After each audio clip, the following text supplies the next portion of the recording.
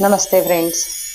ಸೀತಾಯಣದ 10ನೇ ಸಂಚಿಕೆಯಲ್ಲಿ ಮೀನಾಕ್ಷಿಯಾಗಿ ಹಿಂದಿನ ಜನ್ಮದಲ್ಲಿದ್ದಂತಹ ಮೀನಾಕ್ಷಿ ಈ ಜನ್ಮದಲ್ಲಿ ಅನಸೂಯಳಾಗಿ ಪುನರ್ಜನ್ಮವನ್ನ ಪಡ್ಕೊಂಡಿದ್ದಾಳೆ. ಜೊತೆಗೆ ಅವಳು ಸೀತಾ ಮಾತೆಯ ಬಗ್ಗೆ ರಾವಣ ಅಪಹರಿಸಿದ ಅಂತ ಕೇಳಿದ ಒಂದು ಮಾತಿಗೆ ಗುರುಕುಲದಿಂದ ಇದು ತಪ್ಪು, ನೀವ್ ಹೇಳ್ತಾ ಇರೋದು ತಪ್ಪು, ಇದನ್ನ ನಾನು ನಂಬೋದಿಲ್ಲ ಅಂತ ಗುರುಕುಲದಿಂದ ಓಡಿ ಆಚೆ ಬಂದಿದ್ದಾಳೆ. ಇಲ್ಲ ಅಂತ. ಜೊತೆಗೆ ಗುರುಕುಲದಿಂದ ಬಂದ್ರು ಯಾರು ಹೇಳಿದ್ರು ವಾದಿಸ್ತಾ ಇದ್ದಾಳೆ. ಇಲ್ಲ, ಅದು ತಪ್ಪು, ನೀವು ಹೇಳ್ತಾ ಇರೋದು ತಪ್ಪು. ಜೊತೆಗೆ ಗುರುಕುಲದಿಂದ ಗುರುಗಳು ಕಳಿಸಿದ್ದಾರೆ ಅಪ್ಪನ ಮನೆಗೆ. ಗುರುಕುಲದಿಂದ ಬಂದಂತಹ ಅನಸೂಯ ಮನೆಗೂ ಬಂದ್ರು, ಅದನ್ನೇ ವಾದ ಮಾಡ್ತಾ ಇದ್ದಾಳೆ. ಅವರು ಸುಳ್ಳು ಹೇಳ್ತಾ ಇದ್ದಾರೆ. ಜೊತೆಗೆ ನನಗೆ ಮದುವೆ ಬೇಡ ಅಪ್ಪಾಜಿ, ನಾನು ಮದುವೆ ಆಗೋದಿಲ್ಲ, ಮದುವೆ ವಯಸ್ಸಿಗೆ ಬಂದ ಮೇಲೆ ನಾನು ಮದುವೆ ಆಗೋದಿಲ್ಲ ಅಂತ ಹಠ ಮಾಡ್ತಾ ಇದ್ದಾಳೆ. ಜೊತೆಗೆ ಇಲ್ಲಿ ತಂದೆ ತಾಯಿಗಳಿಗೆ ನೋವಾಗಿದೆ. ಮಗು ಸೀತಾ ಮಾತೆಯ ಬಗ್ಗೆ ಒಂದು ಒಳ್ಳೆಯ ಭಾವನೆಯನ್ನ ಇಟ್ಕೊಂಡಿದ್ದಾಳೆ, ಅದು ತಪ್ಪು ಅಂತ ಅನ್ಕೋತಾ ಇದ್ದಾಳೆ. ಜೊತೆಗೆ ನಾನು ಮದುವೆ ಆಗೋದಿಲ್ಲ ಅನ್ಕೋತಾ ಇದ್ದಾಳೆ. ಅದು ಹಿಂದಿನ ಜನ್ಮದ ಸ್ಮರಣೆ ಇರ್ಬೋದು ಅಂತ ಅನ್ಕೊಳ್ತಾ ಎಲ್ಲ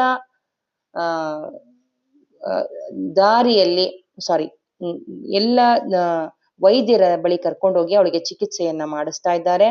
ಆದ್ರೂ ಕೂಡ ಯಾವುದೇ ಫಲ ನೀಡಿಲ್ಲ. ಅಂದ್ರೆ ಅವಳು ಕೂಡ ಎಲ್ಲ ಚಿಕಿತ್ಸೆಯನ್ನ ಪಡ್ಕೋತಾ ಇದ್ದಾಳೆ. ಯಾರು? ಅನಸೂಯ. ಯಾಕೆ ಏನಕ್ಕೆ ನನಗೆ ಮದುವೆ ಅಂದ್ರೆ ಇಷ್ಟೊಂದು ಭಯ, ಸೀತಾ ಮಾತೆಯ ಬಗ್ಗೆ ಹೇಳಿದ್ರೆ ನನ್ಗೆ ಯಾಕೆ ಇಷ್ಟೊಂದು ಕೋಪ, ಇದನ್ನೆಲ್ಲ ಅನ್ಕೋತಾ ಇದ್ದಾಳೆ. ಜೊತೆಗೆ ಅಪ್ಪ ಅಮ್ಮನಿಗೂ ತುಂಬಾ ಬೇಜಾರಾಗಿದೆ, ಮದ್ವೆ ಆಗಲ್ಲ ಅಂತ ಹಠ ಮಾಡ್ತಾ ಇದ್ದಾಳೆ ಅಂತ ಎಲ್ಲರ ಹತ್ರ ಚಿಕಿತ್ಸೆ ಮಾಡಿದ್ರು ಏನು ಫಲ ನೀಡಿಲ್ಲ. ಒಂದ್ಸಲ ಸೀತಾ ಮಾತೆಯ ಸೇವಕಿಯಾಗಿದ್ದು ಜೊತೆಗೆ ಆಯುರ್ವೇದ ತಜ್ಞೆಯೂ ಆಗಿರುವಂತ, ಗಿಡಮೂಲಿಕೆಗಳ ತಜ್ಞೆ ಆಗಿರುವಂತ ಸೋಮಾ ಎಂದು ಹೆಸರನ್ನ ಅಪ್ಪ ಅಮ್ಮ ಯಾವಾಗ ಮಾತನಾಡ್ತಾ ಇದ್ರು, ಅವಳಿಗೆ ಏನೋ ಒಂದು ತರ ಸೋಮಾಳ ಬಗ್ಗೆ ತಿಳ್ಕೋಬೇಕು ಅನ್ಸುತ್ತೆ. ಸೀತಾ ಮಾತೆಯ ಬಗ್ಗೆ ಏನಾದ್ರೂ ಒಂದು ನನಗೆ ಇದು ಸಿಗುತ್ತಾ, ಮಾಹಿತಿ ಸಿಗುತ್ತಾ, ಇದು ತಪ್ಪು ಅನ್ನೋದನ್ನ ಅವಳು ನನಗೆ ಹೇಳ್ತಾಳ ಅನ್ನೋದ್ರ ಜೊತೆಗೆ ನನ್ನ ಈ ಏನು ನೋವು ಮತ್ತೆ ನನಗೆ ಯಾಕೆ ಈ ರೀತಿ ಭಯ, ಇದನ್ನೆಲ್ಲ ತಿಳ್ಕೋಬೇಕು ಅಂತ ಅನ್ಕೋತಾ ಇದ್ದಾಳೆ. ಅದು ಅಲ್ಲದೆ ಮೀನಾಕ್ಷಿ ಆಗಿದ್ದಾಗ, ಸೀತಾ ಮಾತೆ ಚಿಕ್ಕ ಮಗುವಾಗಿದ್ದಾಗ ನದಿ ದೇವತೆ ಜೊತೆ ಮಾತಾಡ್ತಾ ಇದ್ದಿದ್ದನ್ನೆಲ್ಲ ಅವಳ ಸ್ಮರಣೆಯಲ್ಲಿ ಇಟ್ಕೊಂಡಿದ್ರ ಜೊತೆಗೆ ಈ ಜನ್ಮದಲ್ಲಿ ಅನಸೂಯಳಾಗಿರುವ ಜನ್ಮದಲ್ಲಿ ನದಿ ದೇವತೆ ಸರಯು ನನ್ ಜೊತೆ ಮಾತಾಡ್ತಾಳೆ, ನನಗೆ ಮೆಸೇಜ್ ಕೊಡ್ತಾಳೆ, ಏನೋ ಒಂದು ಹತ್ತಿರ ಗಾಢ ಸಂಬಂಧವನ್ನ ಹೊಂದಿದ್ದಾಳೆ ಅಂತ ಅನ್ಕೋತಾ ಇರ್ತಾಳೆ. ಆದ್ರೆ ಅವಳಿಗೆ ಯಾವುದೇ ಸಂಬಂಧ ಮಾತುಗಳನ್ನ ಹೇಳ್ದೆ ಇದ್ದಾಗ ಅಯ್ಯೋ ಅದು ನನ್ನ ಇಂದ ಏನೋ ಅನ್ಕೊಂಡಿದೀನಿ ಅಷ್ಟೇ ಅಂತ ಅನ್ಕೊಂಡು ಸುಮ್ನಾಗ್ತಾಳೆ. ಇದನ್ನೆಲ್ಲವನ್ನೂ ಕೇಳಿದ್ವಿ. ಜೊತೆಗೆ ಅಪ್ಪ ಯಾವಾಗ ಸೋಮಾಳ ಚಿಕಿತ್ಸೆಯನ್ನ ನೀಡ್ತಾಳೆ ಅಂತ ಹೇಳಿದಾಗ ಇವಳೆ ಅಪ್ಪ ನಾನು ಹೋಗ್ತೀನಿ, ಚಿಕಿತ್ಸೆ ಪಡ್ಕೋತೀನಿ, ಏನಕ್ಕೆ ನನಗೆ ಈ ಭಯ, ನನ್ನನ್ನ ಕಳಿಸ್ಕೊಡಿ ಅಂತ ಕೇಳ್ತಾಳೆ.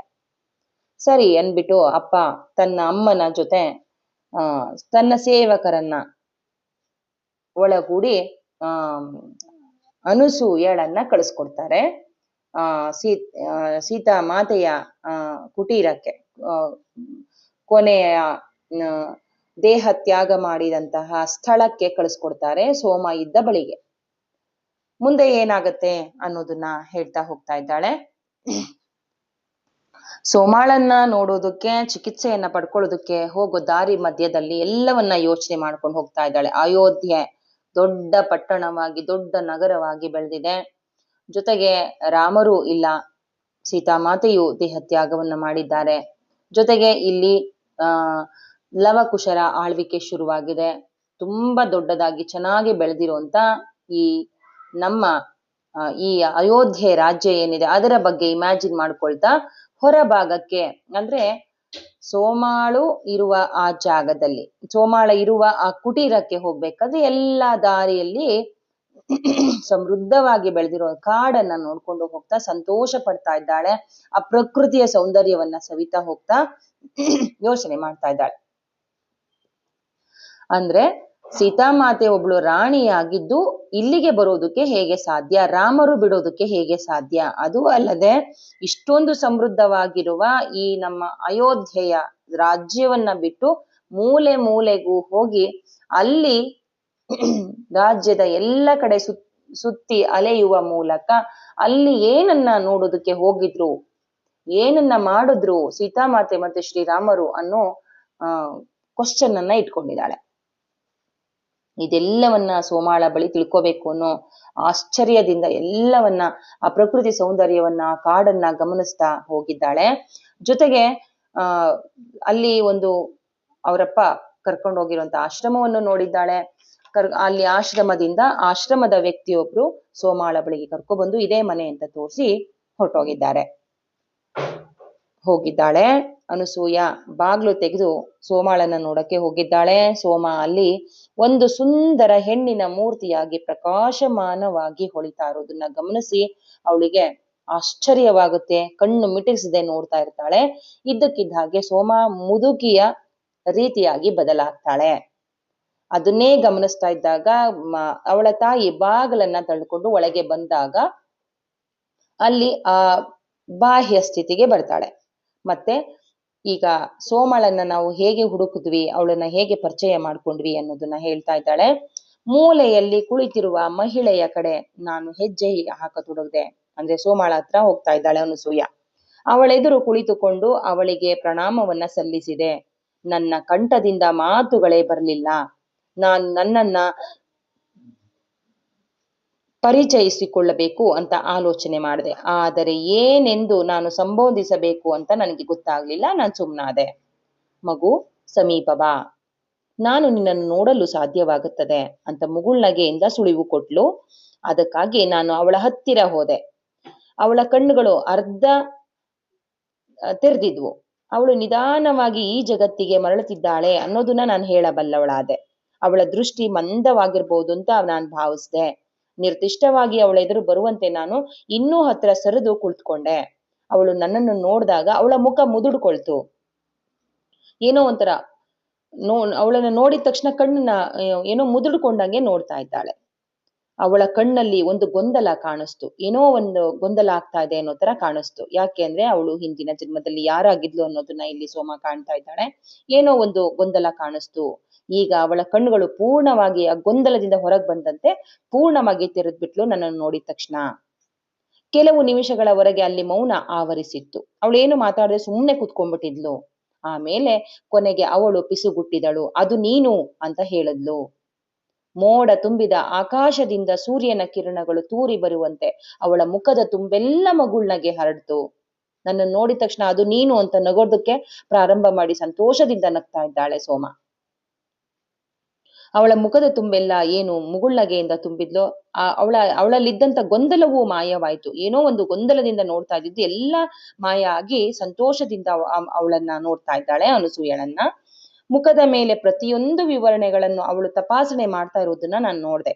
ನನ್ನ ಮುಖದ ಒಂದೊಂದನ್ನು ಎಲ್ಲವನ್ನ ತಪಾಸಣೆ ಮಾಡ್ತಾ ಇದ್ಲು. ತನ್ನ ಬೆರಳುಗಳಿಂದ ನನ್ನ ಮುಖವನ್ನೆಲ್ಲ ಸರುತ್ತಾ ಇದ್ಲು. ನನ್ನ ಹೆಗಲ ಮೇಲೆಲ್ಲ ಸರುತ್ತಾ ಇದ್ಲು. ನನ್ನ ಎದೆ ಮೇಲೆ ಹರಡ್ಕೊಂಡಿದ್ದಂತಹ ಕೂದಲನ್ನು ನೋಡಿದ್ಲು. ನನ್ನ ದಪ್ಪ ಕೂದಲು ಎಷ್ಟು ಚೆನ್ನಾಗಿದೆ ಅಂತ ಹೇಳಿದ್ಲು. ಕೈಯೆಲ್ಲನ್ನು ಆಡಿಸ್ತಾ ಇದ್ಲು. ನಿನ್ ಕೂದಲು ಎಷ್ಟು ಸುಂದರವಾಗಿದೆ, ದಪ್ಪವಾಗಿದೆ ಅಂತ ಮುಗುಳ್ನಕ್ಳು. ಅವಳ ಎಲ್ಲ ಅಭಿಪ್ರಾಯವನ್ನ ವ್ಯಕ್ತಪಡಿಸ್ತಾ ಮಗು, ನೀನ್ ಎಷ್ಟು ಮುದ್ದಾಗಿರುವೆ ಎಂದಳು. ನನ್ನ ರೂಪದ ಕುರಿತು ನಾನು ಯಾವಾಗ್ಲೂ ಯೋಚಿಸಿರ್ಲಿಲ್ಲ.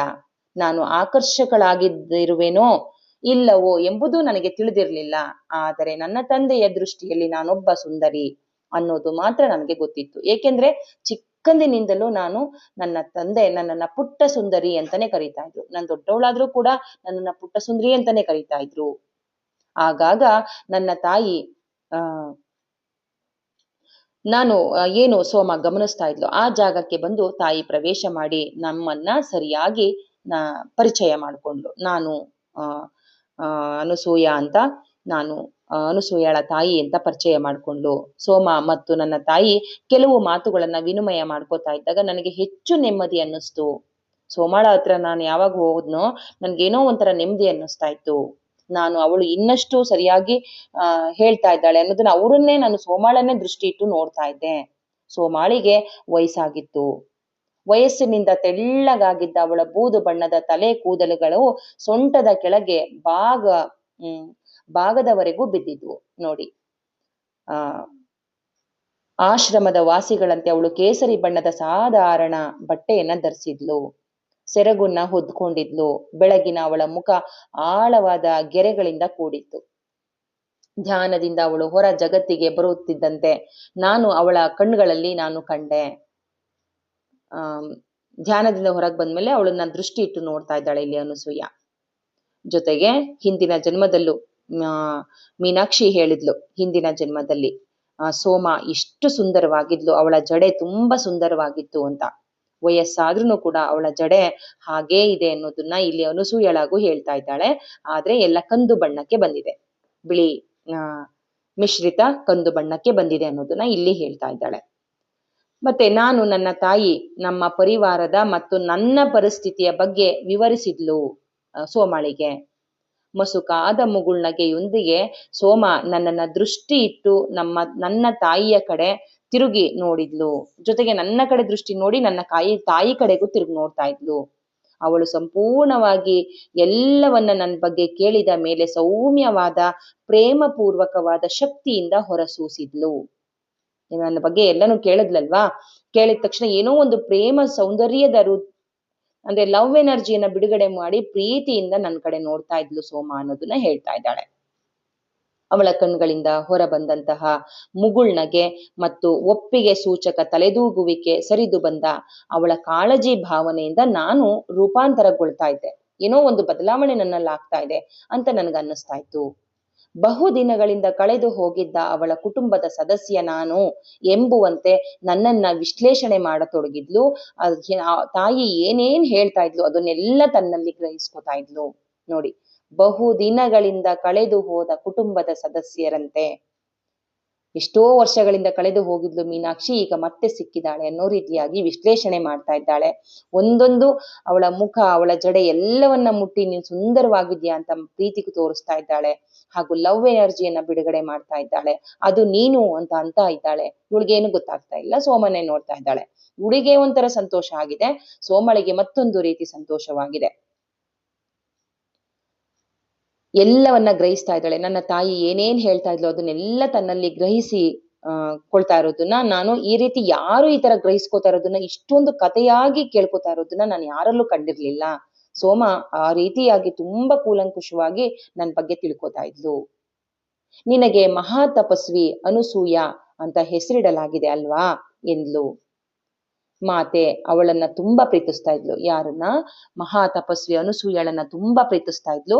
ಆದ್ರಿಂದ ಅವಳು ಬೇಗ ಪ್ರಸನ್ನಳಾಗ್ತಾಳೆ ಅನಸೂಯ ಅಂತ ಕರೆದ್ರೆ ಅಂತ ನಗ್ತಾ ಇದ್ದಾಳೆ, ಮತ್ತೆ ಮೃದುವಾಗಿ ಹೇಳ್ತಾ ಇದ್ದಾಳೆ.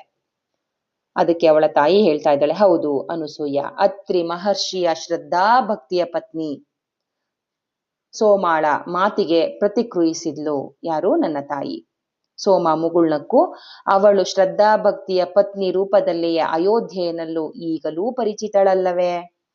ಅಂದ್ರೆ ಶ್ರದ್ಧಾ ಭಕ್ತಿಯ ಪತ್ನಿ ಅನ್ನೋದಕ್ಕೋಸ್ಕರ ಎಲ್ಲ ಅವಳನ್ನ ಹೇಳ್ತಾರ ಹೊರತು ಅವಳ ಅವಳ ಸಾಧನೆಯ ಬಗ್ಗೆ ಯಾರು ಹೇಳ್ತಾ ಇಲ್ಲ ಅನ್ನೋದನ್ನ ಹೇಳ್ತಾ ಇದ್ದಾರೆ. ಇಲ್ಲಿ ಸೀತಾಮಾತೆದನ್ನು ಹಾಗೆ ಮಾಡಿದಾರಲ್ವಾ.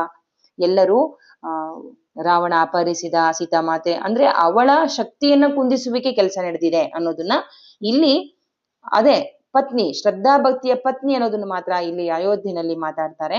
ಅವಳ ಶಕ್ತಿ ಎಷ್ಟಿತ್ತು ಅನ್ನೋದ್ರ ಬಗ್ಗೆ ಮಾತಾಡ್ತಾ ಇಲ್ಲ ಅನ್ನೋದನ್ನ ಕೂದಲೆಳೆಯಲ್ಲಿ ಸೋಮ ಮುಗುಳ್ನಕ್ಕೂ ಹೇಳ್ತಾ ಇದ್ದಾಳೆ. ಅವಳು ಶ್ರದ್ಧಾ ಭಕ್ತಿಯ ಪತ್ನಿ ರೂಪದಲ್ಲಿಯೇ ಅಯೋಧ್ಯೆಯಲ್ಲಿ ಈಗಲೂ ಪರಿಚಿತಳಲ್ಲವೇ? ಸೋಮ ತಲೆ ಅಲ್ಲಾಡಿಸ್ತಾ ಕೇಳಿದ್ಲು. ಈ ಭೂಮಿಯ ಮೇಲೆ ಆಗಿ ಹೋದ ಮಹಾನ್ ಋಷಿಗಳಂತೆ ಅನಸೂಯ ಕೂಡ ಒಬ್ಬ ದೊಡ್ಡ ತಪಸ್ವಿಯಾಗಿದ್ಲು. ಸೋಮ ಹೇಳ್ತಾ ಇದ್ದಾಳೆ. ಅವಳು ಕೇವಲ ಪುರುಷ ತಪಸ್ವಿಗಳು ಮಾಡಲಾಗದ ಸಾಧ್ಯವಾಗದ ತಪಸ್ಸನ್ನ ಮಾಡಿದ್ದಾಳೆ ಅನಸೂಯ. ಇದರಿಂದ ಅವಳು 3 ಮಹಾನ್ ದೇವಿಯರ ಆರಾಧನೆಯನ್ನ ಸಂಪಾದಿಸಿಕೊಂಡಿದ್ಲು. ಮಹಾನ್ ದೇವಿಯರು ಅವಳನ್ನ ಆರಾಧನೆ ಮಾಡ್ತಾ ಇದ್ರು. ಯಾರು? ಬ್ರಹ್ಮನ ಹೆಂಡತಿ ಲಕ್ಷ್ಮಿ, ಯಾರು? ವಿಷ್ಣುವಿನ ಹೆಂಡತಿ ಮತ್ತೆ ಪಾರ್ವತಿ. ಎಲ್ಲರೂ ಕೂಡ ಅವಳನ್ನ ಮಹಾನ್ ತಪಸ್ವಿ ಅಂತ ಆರಾಧನೆ ಮಾಡುವಂತ ಶಕ್ತಿಯನ್ನ ಸಂಪಾದನೆ ಮಾಡಿಟ್ಕೊಂಡಿದ್ಲು ಅನಸೂಯ ಅಂತ ಹೇಳ್ತಾ ಇದ್ದಾಳೆ. ತನ್ನ ತಪಸ್ಸಿನ ಮೂಲಕ ಅವಳು ಮುಂಬರುವ ಪೀಳಿಗೆಗೆ ಸಹಾಯಕವಾಗುವಂತಹ ಅನೇಕ ಸಂಗತಿಗಳನ್ನ ಭೂಮಿಯ ಮೇಲೆ ಸೃಷ್ಟಿಸಲು ಸಹಾಯ ಮಾಡಿದ್ಲು. ಅವಳಿಗೆ ಮಾತೃ ಹೃದಯ ಮತ್ತು ಜ್ಞಾನದ ವಿವೇಕವಿತ್ತು. ಅವಳ ವಿವೇಕ ಜ್ಞಾನ ಮತ್ತು ಪ್ರೇಮ ಪರಿಪೂರ್ಣವಾಗಿ ಸಂತುಲನಗೊಂಡಿದ್ದುವು. ಆ ಕಾರಣದಿಂದಲೇ ಅವಳು ಲಂಕೆಯಲ್ಲಿರುವ ಘಟನೆಗಳಿಗೆ ಮಾತೆಯನ್ನ ತಯಾರು ಮಾಡುವಲ್ಲಿ ಸಹಾಯ ಮಾಡಲಿ ಸಮರ್ಥಲಾದ್ಲು. ನೋಡಿ, ಮಾತೆ ಲಂಕೆಯಲ್ಲಿದ್ದಾಗ ರಾವಣನನ್ನ ಹೇಗೆ ಮಾನಸಿಕವಾಗಿ ಕುಗ್ಗಿಸ್ಬೇಕು ಅನ್ನೋದ್ರ ಬಗ್ಗೆ ಹೇಳ್ಕೊಡ್ತಾ ಎಲ್ಲ ರೀತಿಯ ಸಹಾಯನ ಮಾಡಿದ್ಲು ಅನಸೂಯ, ಮಹಾನ್ ತಪಸ್ವಿ ಅನ್ನೋದನ್ನ ಇಲ್ಲಿ ಸ್ಮರಿಸ್ಕೊತಾ ಇದ್ದಾಳೆ ಸೋಮ. ಲಂಕೆಯ ಉಲ್ಲೇಖ ಮಾಡ್ತಾ ಇದ್ದಾಗೆ ನನ್ನ ಹೃದಯದಲ್ಲಿ ನೋವಿನ ತರಂಗಗಳು ಎದ್ದುವು. ಅನಸೂಯನಿಗೆ ಇಲ್ಲಿ ಮೀನಾಕ್ಷಿಯಾದ ಅನಸೂಯ ಅಲ್ವಾ, ಮೀನಾಕ್ಷಿಯಾಗಿರುವ ಈಗಿನ ಅನಸೂಯಳಿಗೆ ಮನಸ್ಸಿನಲ್ಲಿ ತಲ್ಲಣ, ನೋವಿನ ತರಂಗ. ಯಾಕಂದ್ರೆ ಅಲ್ಲಿ ಲಂಕೆಯ ಬಗ್ಗೆ ಮಾತಾಡ್ತಾ ಇದ್ದಾಗ ನನ್ನ ಭಾವನೆಗಳನ್ನ ಪುನಃ ನಿಯಂತ್ರಣಕ್ಕೆ ತರೋದಕ್ಕೆ ನಾನು ಹೆಣಗಾಡ್ತಾ ಇದ್ದೆ. ಇವ್ ಹೇಳ್ತಾ ಇರೋದು ಸರಿ ಇಲ್ಲ ಅಂತ ನನ್ನಲ್ಲೂ ಕೋಪ, ಏನೋ ಒಂಥರ ಹಿಂಸೆ ಆಗ್ತಾ ಇತ್ತು ಅಂತ. ನೀವು ಅದಕ್ಕೆ ಅವ್ರ ತಾಯಿ ಹೇಳ್ತಾ ಇದ್ದಾರೆ, ನೀವು ನನ್ನ ಮಗಳ ಅತ್ಯಂತ ಸಂವೇದನಾ ವಿಷಯವನ್ನ ಸ್ಪರ್ಶಿಸಿದ್ದೀರಿ. ಅವಳು ನಮ್ಮ ಮಹಾರಾಣಿಯವರು, ಅಂದ್ರೆ ನೋಡಿ ಇಲ್ಲಿ ನಮ್ಮ ಮಹಾರಾಣಿ ಅಂದ್ರೆ ಸೀತಾಮಾತೆಯ ಬಗ್ಗೆ, ನಮ್ಮ ಮಹಾರಾಣಿಯವರ ಅಪಹರಣದ ಸಂಗತಿ ಸ್ವೀಕರಿಸೋದಿಲ್ಲ, ಅಪಹರಣ ಆಗಿಲ್ಲ ಅಂತ ಅಲ್ಲಗಳಿತಾಳೆ. ಅದಕ್ಕೋಸ್ಕರನೇ ನಾವು ಟ್ರೀಟ್ಮೆಂಟ್ಗೆ ಕರ್ಕೊಂಡು ಬಂದಿದ್ದೀವಿ ಅಂತ. ನನ್ನ ತಾಯಿಯೊಂದಿಗೆ ಮಾತನಾಡುತ್ತಿದ್ದ ಸೋಮ ನನ್ನೆಡೆ ತಿರುಗಿ ನನ್ನನ್ನ ಅಧ್ಯಯನ ಮಾಡುತ್ತಿದ್ದಾಳೇನೋ ಎನ್ನುವಂತೆ ನನ್ನನ್ನ ನೋಡತೊಡಗಿದ್ಲು. ಕೆಲವು ನಿಮಿಷಗಳವರೆಗೆ ಅವಳು ಮಾತನಾಡಲಿಲ್ಲ. ಆಮೇಲೆ ಅವಳು ಹೇಳಿದಳು, ನನಗೆ ಅರ್ಥವಾಗುತ್ತದೆ. ಬಹುಶಃ ಅವಳು ನಿನ್ನ ನಿಜವಾದ ಕಥೆಯನ್ನು ಕೇಳಿರಲಿಕ್ಕಿಲ್ಲ. ಅಂದ್ರೆ ಆದ್ರೂ ಆ ರೀತಿ ಅನುಭೂತಿಯಾಗುವುದು ಅವಳಿಗೆ ಅತ್ಯಂತ ಅಸಹಜವಾದುದಾಗಿದೆ. ಅಂದ್ರೆ ಈ ಕಥೆಯನ್ನ ಅವಳು ಪೂರ್ಣವಾಗಿ ಕೇಳ್ಕೊಂಡಿಲ್ಲ, ಆದ್ರಿಂದ ಅಸಹಜವಾಗಿ ಅವಳು ವರ್ತನೆ ಮಾಡ್ತಾ ಇದ್ದಾಳೆ. ಅದನ್ನ ನಾನು ಹೇಳ್ತೀನಿ ಅನ್ನೋ ತರ ಇಲ್ಲಿ ಸೋಮ ಹೇಳ್ತಾ ಇದ್ದಾಳೆ. ನನ್ನೆಡೆಗೆ ತಿರುಗಿ ಅದನ್ನ ಹೇಳಿದ್ಲು. ಅಪಹರಣ ಸಂಭವಿಸಿಲ್ಲ ಅಂತ ನಿನಗೇಕೆ ಅನ್ನಿಸುತ್ತದೆ ಮಗು ಅಂತ ನನ್ನನ್ನ ಕೇಳಿದ್ಲು. ನಾನು ಶಬ್ದಗಳಿಗೆ ಹೆಣಗಾಡಿದೆನು, ಆದರೂ ನನ್ನಿಂದ ಉತ್ತರಿಸುವುದು ಸಾಧ್ಯವಾಗಲಿಲ್ಲ. ಅವಳು ನನ್ನನ್ನ ಮತ್ತಷ್ಟು ಪ್ರಚೋದಿಸಿದ್ಲು. ಅದ್ಯಾಕೆ ಹಂಗ ಅನ್ನಿಸ್ತದೆ ಹೇಳು ಅಂತ ಸೋಮ ನನ್ನನ್ನ ಕೇಳಿದ್ಲು. ಈ ಭಾವನೆಗಳೇನು ಎನ್ನುವುದು ನನಗೆ ಗೊತ್ತಿಲ್ಲ, ಆದರೆ ಆಳದಲ್ಲೆಲ್ಲೋ ನನಗೆ ಗೊತ್ತಿದೆ ಅಂತ ನನ್ಗನ್ಸುತ್ತೆ. ಅವಳ ಇಚ್ಛೆ ಮತ್ತು ಒಪ್ಪಿಗೆ ಇಲ್ಲದೆ ಏನಾದರೂ ಸಂಭವಿಸಿದೆ ಎನ್ನುವುದು ನನಗೆ ಅಸಾಧ್ಯ. ಅವಳಿಗೆಲ್ಲವೂ ಗೊತ್ತಿದ್ದೇ ಆಗಿದೆ ಅಂತ ನನಗನ್ಸುತ್ತೆ ಅಂತ ಹೇಳ್ತಾ ಇದ್ದಾಳೆ. ಅಷ್ಟು ಮಾತ್ರ ನನಗೆ ಗೊತ್ತು, ಅವಳಿಗೆ ಒಪ್ಪಿಗೆ ಇಲ್ಲದೆ ಏನು ನಡೆಯಲ್ಲ ಅನ್ನೋದು ಮಾತ್ರ ನನಗೆ ಗೊತ್ತು ಅಂತ ಸೋಮನ ಹತ್ರ ಹೇಳ್ಕೊತಾ ಇದ್ದಾಳೆ.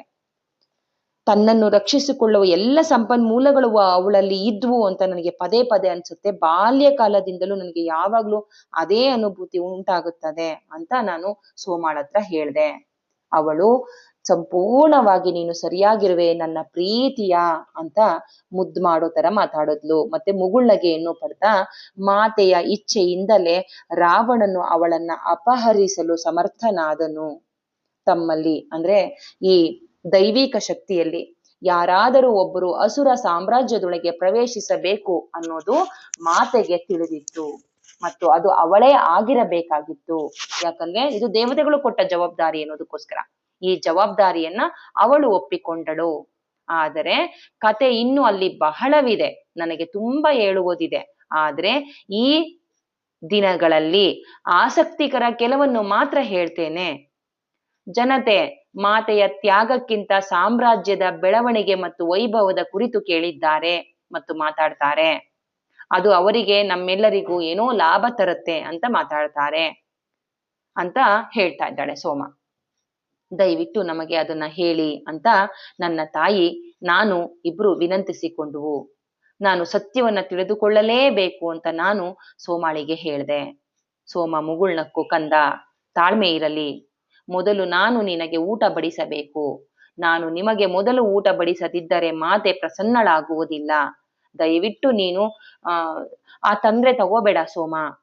ಸೋಮಾರಿಗೆ ಹೇಳ್ತಾ ಇದ್ದೆ, ನೀವು ದಯವಿಟ್ಟು ತೊಂದ್ರೆ ತಗೋಬೇಡಿ. ನನ್ನ ತಾಯಿ ಒತ್ತಾಯಿಸಿದ್ಲು, ಈಗಾಗಲೇ ನಾವು ಆಶ್ರಮದಿಂದ ಊಟ ಮಾಡ್ಕೊಂಡು ಬಂದಿದ್ದೇವೆ ಅಂತ ಹೇಳಿದ್ಲು.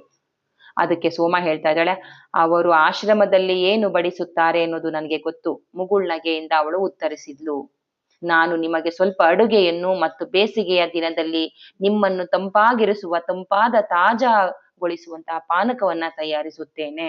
ಅಂತ ಎದ್ದು ನಿಲ್ಲೋದಕ್ಕೆ ಪ್ರಯತ್ನ ಮಾಡ್ತಾ ಇದ್ದಾಳೆ ಸೋಮ.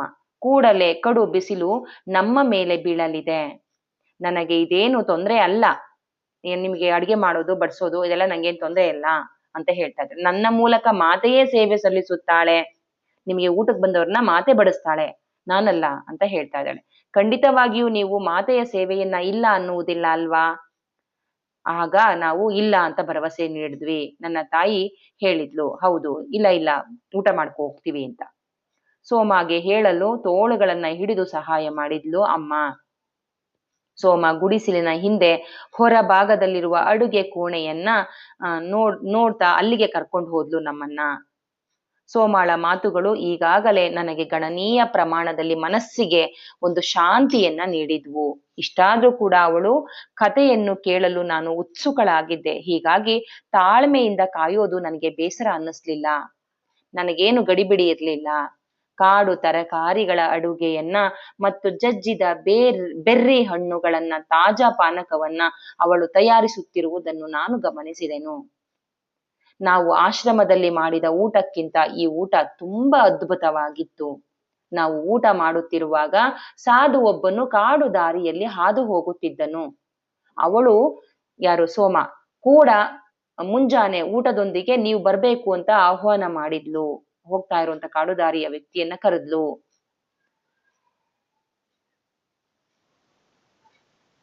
ಆ ವ್ಯಕ್ತಿ ಆನಂದದಿಂದ ಆ ಸೋಮ ಕೊಟ್ಟಂತ ಆಹಾರವನ್ನ ಸ್ವೀಕಾರ ಮಾಡ್ದ. ನಾನು ಊಟ ಬಡಿಸಿದ್ದರೆ ಮಾತೆ ಏನೆಂದು ತಿಳಿದುಕೊಳ್ಳುವಳು, ನಾನವಳಿಗೆ ಉತ್ತರ ನೀಡಬೇಕಾಗುವುದು ಎಂದು ನಿಮಗೆ ತಿಳಿದಿರಲಿ ಅಂತ ಹೇಳಿದ್ಲು. ಅವನು ಮುಗುಳ್ನಕ್ಕು, ನಾವು ಸಾಧುಗಳು ಅದರ ಪ್ರಯೋಜನವನ್ನ ಪಡೆದುಕೊಳ್ಳುತ್ತಿದ್ದೇವೆ. ನಾವು ಆಶ್ರಮದಲ್ಲಿ ಎಲ್ಲರಲ್ಲೂ ಭಿಕ್ಷೆ ಸ್ವೀಕರಿಸ್ತೀವಿ, ಆದರೆ ಸೋಮಾಳಂತೆ ಯಾರು ನಮಗೆ ಪ್ರೀತಿಯಿಂದ ಬಡಿಸೋದಿಲ್ಲ ಅಂತ ಹೇಳ್ತಾ ಇದ್ದಾನೆ. ಅದು ಮಾತೆಯ ಆದೇಶವಾಗಿದೆ ಅಂತ ಸೋಮ ಹೇಳ್ತಾ ಇದ್ದಾಳೆ. ಬಂದವರಿಗೆಲ್ಲ ಊಟ ಬಡಿಸಲು ಅವಳು ಹೇಳುತ್ತಿರುತ್ತಾಳೆ. ಉಳಿದುದನ್ನಲ್ಲ, ಅತ್ಯುತ್ತಮವಾದದ್ದನ್ನ ಬಡಿಸಲು ಹೇಳುತ್ತಾಳೆ. ಅದು ಮಿಥಿಲೆಯಲ್ಲಿ ಹಾಗಿತ್ತೇನು ಅಂತ ತಕ್ಷಣ ನಾನು ಕೇಳಿದೆ.